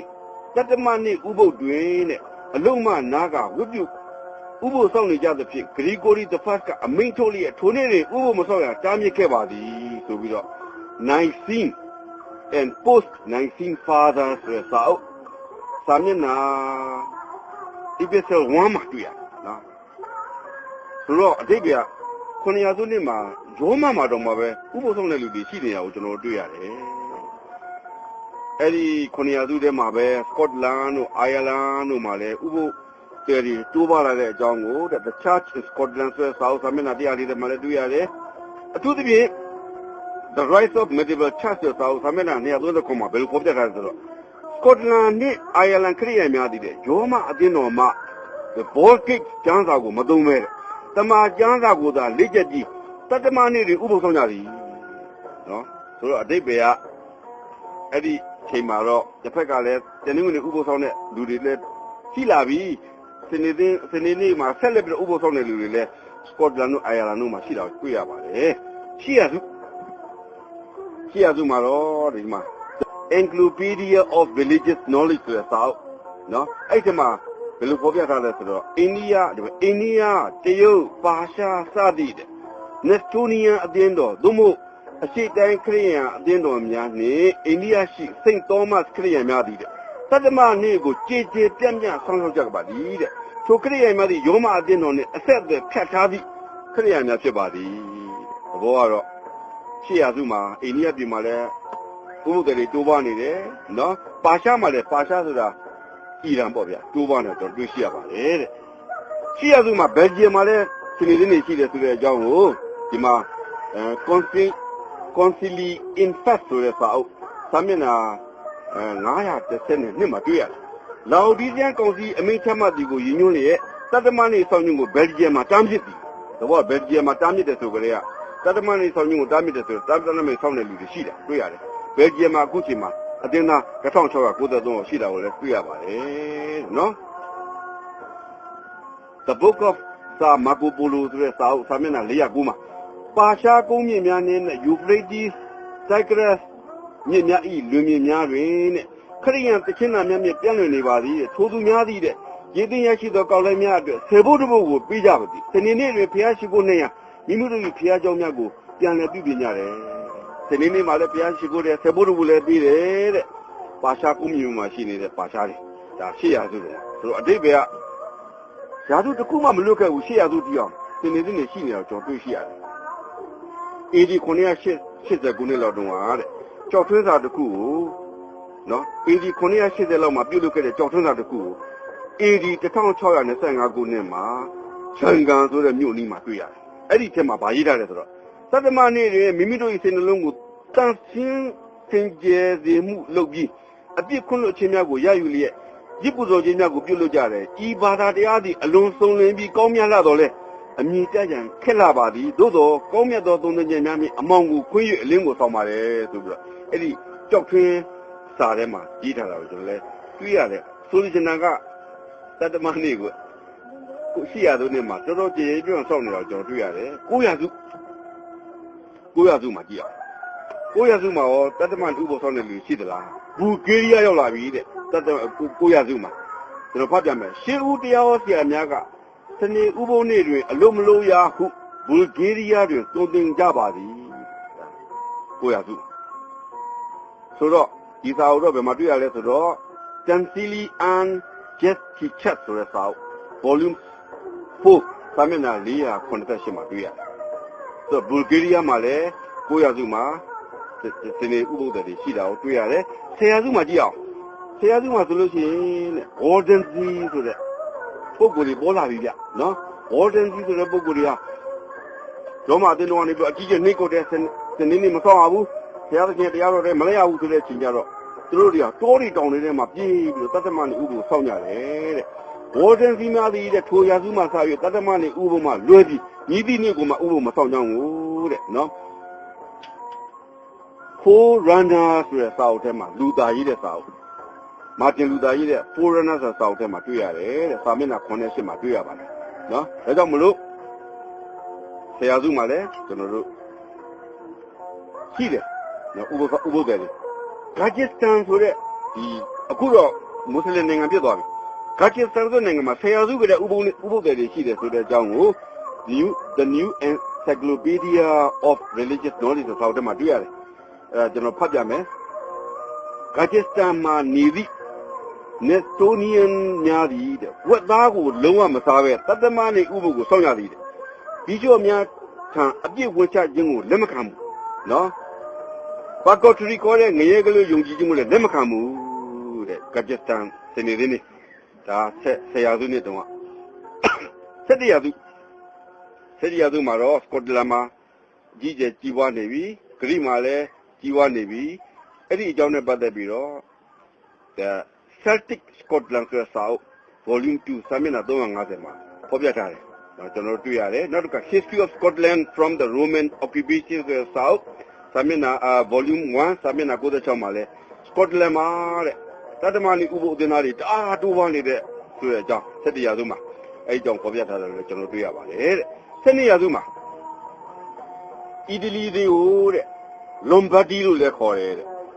Lombardy ဟုခေါ်သည့်အီတလီများသည်တဲ့ Gregory the first နဲ့ Gregory the 7တို့လက်ထက်တွင်တဲ့တတ္တမနေ့ကိုကောင်းမွန်စွာစောင့်ကြတယ်ဆိုတဲ့အကြောင်းကို Strong's Encyclopedia ဆိုတဲ့စာအုပ်စာမျက်နှာ660မှာတွေ့ရတယ်အဓိပ္ပာယ်12ရာစုမှာအီတလီမှာဥပုသ်တွေရှိတာကိုကျွန်တော်တွေ့ရတယ်နောက်တစ်ခါထူးခြားတာ12ရာစုမှာအီတလီကနေပြီးတော့မကဘဲနဲ့ဝေလနဲ့တီးအောင်ဥပုသ်သတင်းဟာရောက်သွားတယ်အဲ့ဒါကိုဘယ်မှာတွေ့ရလဲဆိုတော့ Seventh-day Baptist in Europe and America ဆိုတဲ့စာအုပ် volume 1နော်စာမျက်နှာ29မှာယောမဘီရှော့စိန့်ဒေးဗစ်ဘုရားကျောင်းမှာတဲ့1115ခုနှစ်တွင်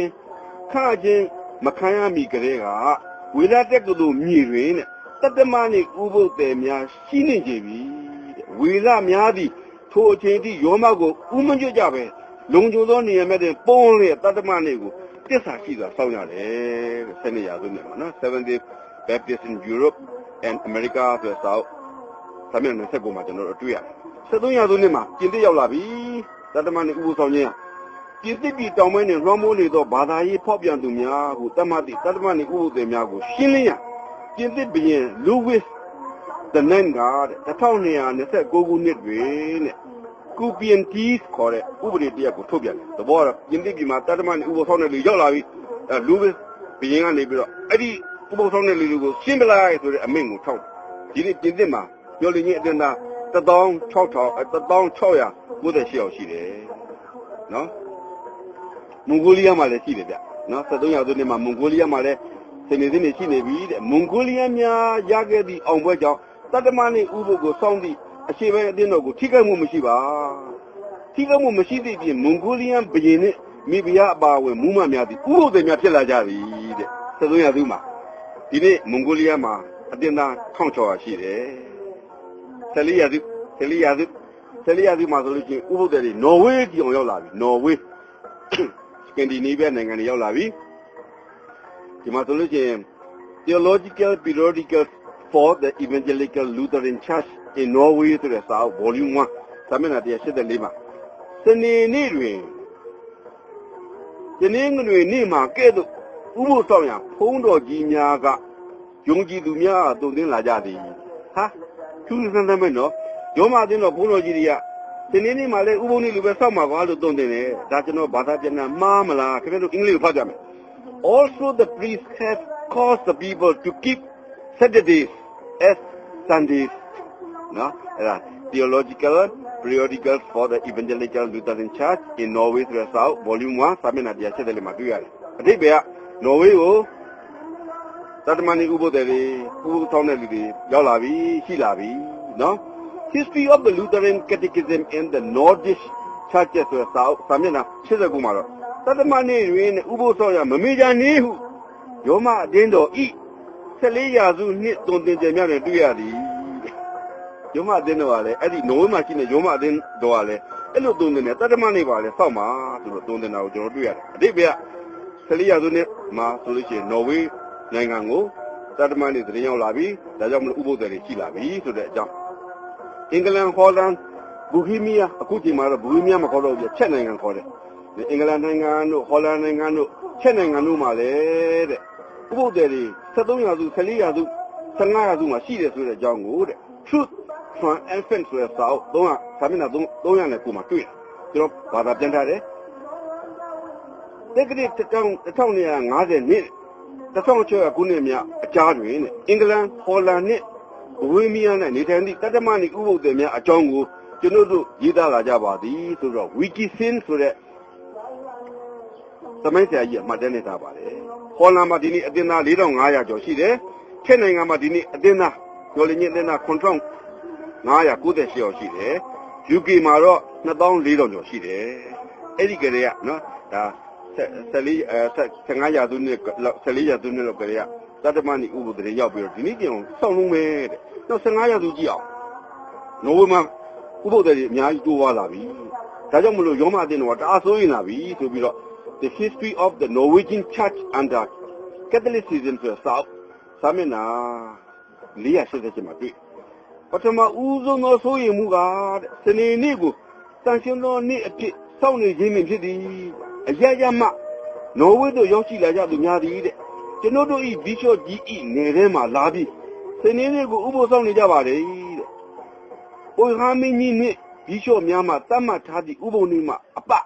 အခြားဥပုသ်နေ့များကိုမဆောင်ရန်အတင်းတော်ကအထူးတားမြစ်ထားပါသည်။တို့တော့လည်းပဲနော်ဝေးမှာစောင့်နေကြတယ်။ဒါကြောင့်မို့သူတို့စိုးရိမ်နေဆိုပြီးတော့အဲ့ဒီမှတ်တမ်းမှာကျွန်တော်တို့တွေ့ရတယ်။နော်ဒီ1500လောက်ကလေးကတဲ့ဘူဝီမီယာများသည်တဲ့တတ္တမဏိဥပုသ်ကိုတိတိကျကျဆောင်းခဲ့တဲ့ဖြင့်၎င်းတို့ကိုဥပုသ်တွေများစပါတာရီယန်ခေါ်တယ်ဘူဝီမီယာဆိုတာချက်လူမျိုးတွေနော်အဲ့ဒီအကြောင်းကိုတော့ The Literature of the Sabbath Questions ဆိုတဲ့စာအုပ် Volume 2စာမျက်နှာ200နဲ့200မှာတွေ့ရတယ်အတိတ်က15ရာစုနှစ်မှာလည်းဥပုသ်နေ့စောင့်သွားတာပြတ်မသွားဘူးဗျနောက်16ရာစုနှစ်ကြည့်အောင်ပြီးခံနေပြီနော်ဆွီဒင်ရောက်လာပြီတဲ့ဆွီဒင်မှာရောက်လာပြီဆွီဒင်များသည်တတ္တမဏိဥပုသ်ကိုစိတ်အားထက်သန်စွာဖြင့်ဆောင်းခဲ့ကြသည်သို့တော်လည်းပဲတတ္တမဏိဥပုသ်ဆောင်ခြင်းကိုအနည်းငယ်အားပေးမိလျင်ပဲအပြစ်ဒဏ်ခံရတယ်အပြစ်ဒဏ်ခံမယ်သူတို့စောင့်ကြတယ်ပဲဥပုသ်နေ့ကိုစောင့်မှု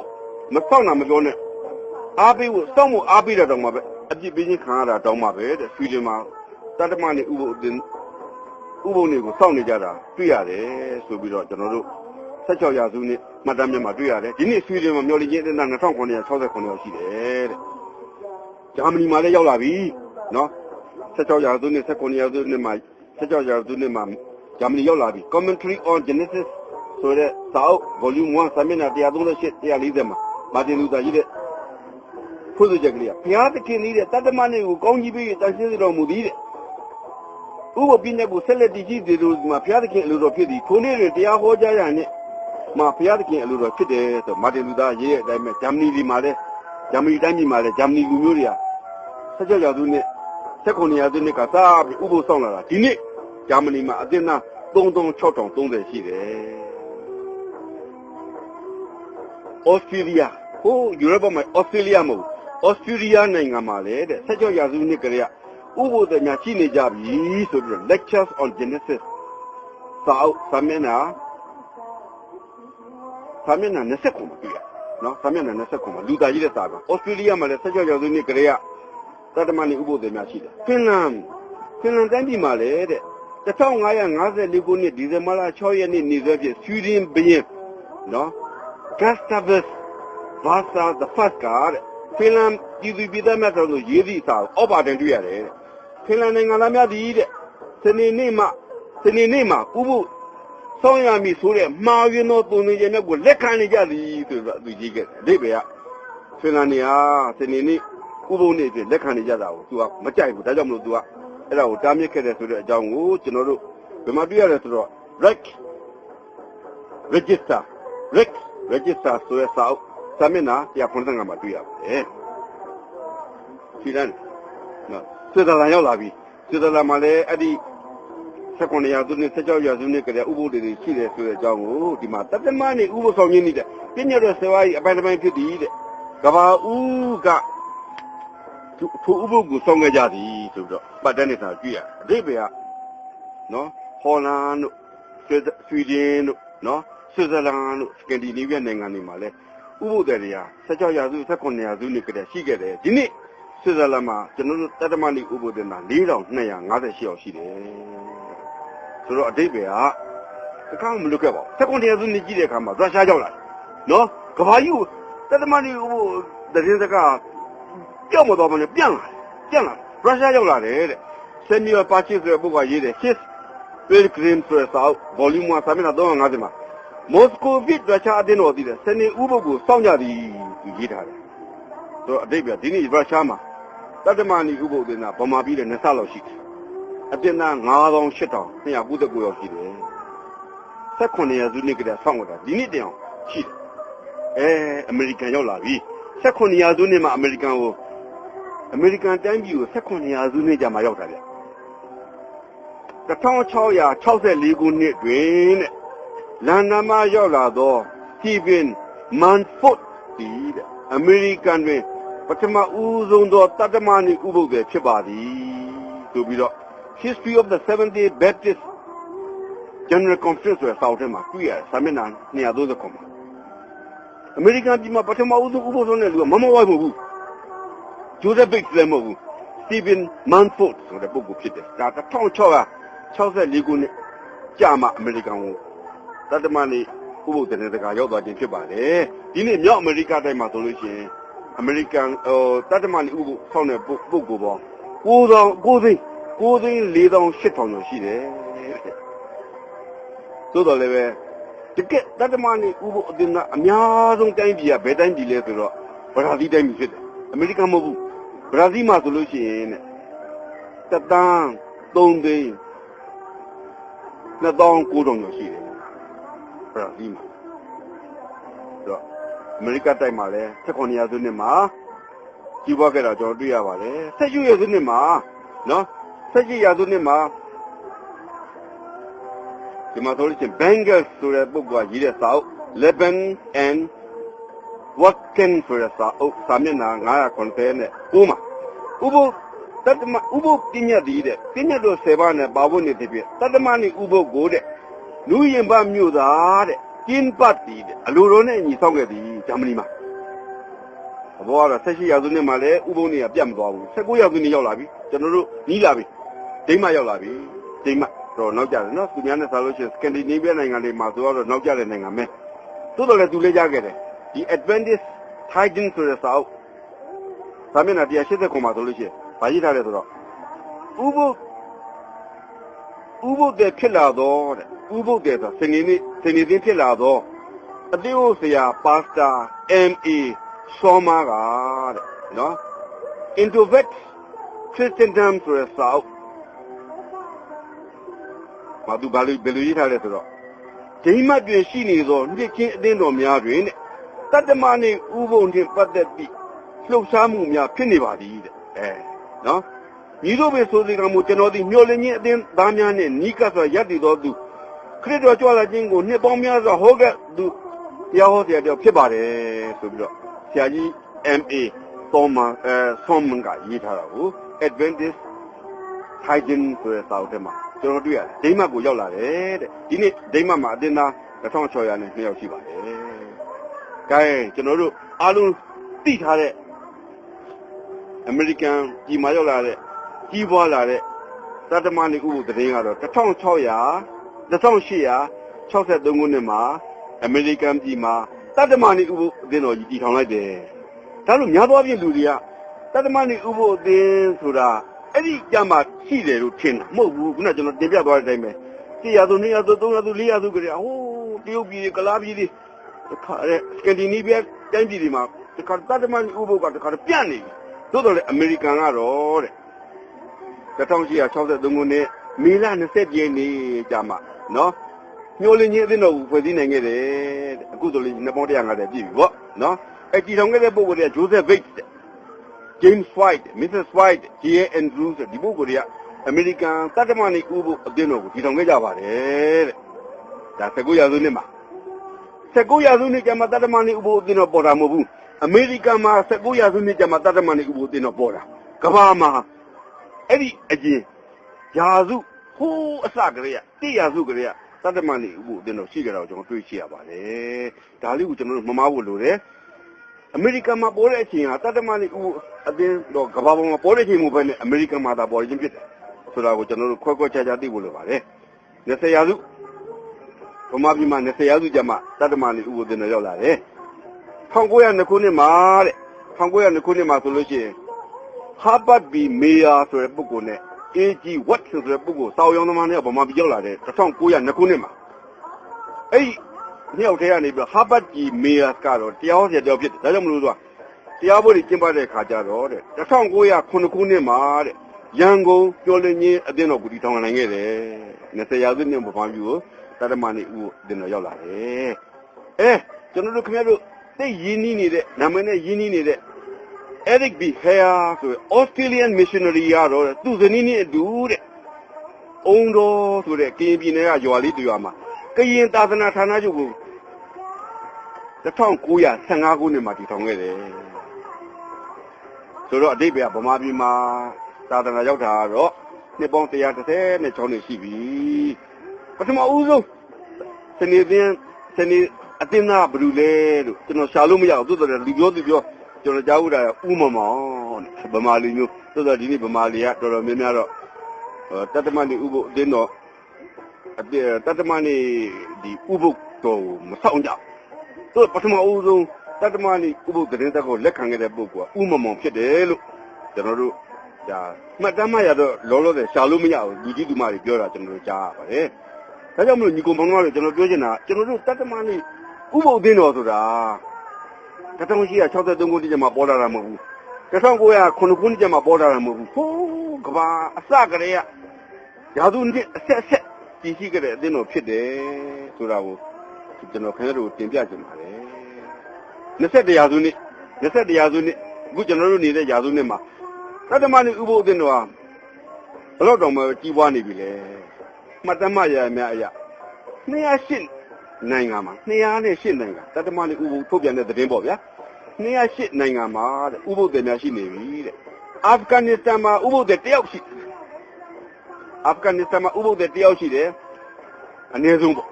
အာဖဂန်နစ္စတန်မှာဥပုသ်တွေတယောက်ရှိတယ်ဘရာဇီးနိုင်ငံမှာဥပုသ်တွေ3 သန်းကျော်ရှိတယ်ဗမာပြည်မှာဥပုသ်တွေ24,142ယောက်ရှိတယ်21ရာစုဥပုသ်တွေလုံးဝမရှိတဲ့နိုင်ငံတွေရှိတယ်တဲ့ဘူတန်တဲ့ ဘူတန်နိုင်ငံမှာဥပုပ်တဲ့တရားဝင်မရှိဘူးစနေစဉ်တရားဝင်မရှိဘူး Saudi Arabia တဲ့ Syria တဲ့ Christmas Island နာမည်က Christmas Island နော်စနေစဉ်တရားဝင်မရှိဘူးတဲ့ Brunei တဲ့ Somalia တဲ့ Yemen တဲ့ Falkland ကျွန်းတခါတော့ကအင်္ဂလိပ်နဲ့တိုက်ပွဲဖြစ်တဲ့ Falkland ကျွန်းမှာစနေစဉ်တရားဝင်မရှိဘူးသို့တော်လည်းပဲကျန်တဲ့208နိုင်ငံမှာတော့စနေစဉ်တွေဒီနေ့ရှိတယ်ဘယ်တော့တောင်ရှိတယ်လဲအတင်းတော်ပေါင်း9100ကဘာပေါ်မှာကျွန်တော်ဒီနေ့မျှော်လင့်ခြင်းအတင်းတော်ဆိုတာကဘာပေါ်မှာအတင်းတော်ပေါင်း9148အတင်းတော်ရှိတယ် companies ပေါင်းကျွန်တော်တို့လိုပေါ့အဖွဲ့လေးတွေ65,553 company ရှိတယ်အတင်းသားပေါင်း18တန်းနဲ့2သိန်းကျော်ရှိတယ်18တန်း2သိန်းကျော်ရှိတယ်တရားဟောဆရာတွေ19292အလုပ်လုပ်နေတယ် primary school 9873ကျောင်းရှိတယ် secondary school က1823ကျောင်းရှိတယ်တဲ့နော် college university 133ကျောင်းရှိတယ်ဆိုတော့ဒီနေ့အတင်းတော်ကြီးကတိုးပွားနေပြီဒါကြောင့်မလို့ဒီကောင်မတို့ဒီမပြီးသေးဘူးတဲ့ဖေချရခန်းကြီး60ကျောင်းငွေ20နဲ့23မှာငါပန်းစင်းသောကောင်းကင်သိမြေကြီးတစ်သည်ငါရှိမှဒီတကယ်လို့တင်တို့၏အမျိုးအနွယ်နဲ့တင်တို့၏နာမသည်လည်းတည်လိမ့်မည်လူတော်ဘာအပေါင်းတို့သည်ငါရှိမှကိုယ်ကွယ်ခြင်းငါဥပုံနှင့်အစဉ်အတိုင်းလာရမယ်ကဘာသိမြေကြီးတစ်မှာလည်းဒီဥပုံနှင့်ကိုပဲစောင့်ရမယ်ဆိုပြီးတော့ပေါ်ပြတဲ့အတွက်ကြောင့်ကျွန်တော်ဒီနေ့ပြောချင်တာကတော့အီရင်ဥယျာဉ်တဲ့တုန်းကဘုရားသခင်ကိုယ်တော်နဲ့တည်ထောင်ခဲ့တဲ့ဒီတတ္တမဏိဥပုဟာဓမ္မောခေတ္တမှာလည်းစောင့်တယ်ဓမ္မတိခေတ်မှာလည်းစောင့်တယ်ကျွန်တော်တို့ခေတ်မှာလည်းစောင့်တယ်အပြင်ကျွန်တော်တို့ခင်ဗျားတို့ကဲတင်ချင်းခံစားပြီးတဲ့အခါကျတော့ဒီဥပုကိုမစောင့်လို့မရဘူးဒီဥပုကိုစောင့်ရမယ်ဒါကြောင့်မို့လို့ဘလောက်ပဲစိတ်ပြည့်စရာတွေနဲ့ပဲတွေ့တွေ့ဘလောက်ပဲကျွန်တော်တို့ကပြောတဲ့ဒုက္ခတွေနဲ့ပဲတွေ့တွေ့ဒီဥပုကိုခင်ဗျားတို့မငင်းပယ်ကြပါနဲ့ဒီဥပုကိုငင်းပယ်ရင်ဖယားတစ်စိတ်ကိုငင်းပယ်တဲ့အတူပဲဖယားတစ်စိတ်ကိုညှင့်ပြရင်ကန့်နဲ့ရောတဲ့ငရေပေးနဲ့မှာကျွန်တော်တို့ရောက်လိမ့်မယ်ဒါကြောင့်မလို့ကောင်းကင်တဲ့မြေကြီးတွေမှာဖယားသခင်ရဲ့ဥပုဒ်တော်တွေကိုအတူတကွဆောင်ပြီးတော့နော်ကဲဒီညခံစားရတဲ့မှာကျွန်တော်တို့အားလုံးပါဝင်နေကြပါလေလို့ကျွန်တော်သူတော်မြတ်တာပို့တာရဲ့ညီကုန်းချုပ်လိုက်ပါတယ်အားလုံးကိုထူးကျေးဇူးတင်ပါတယ်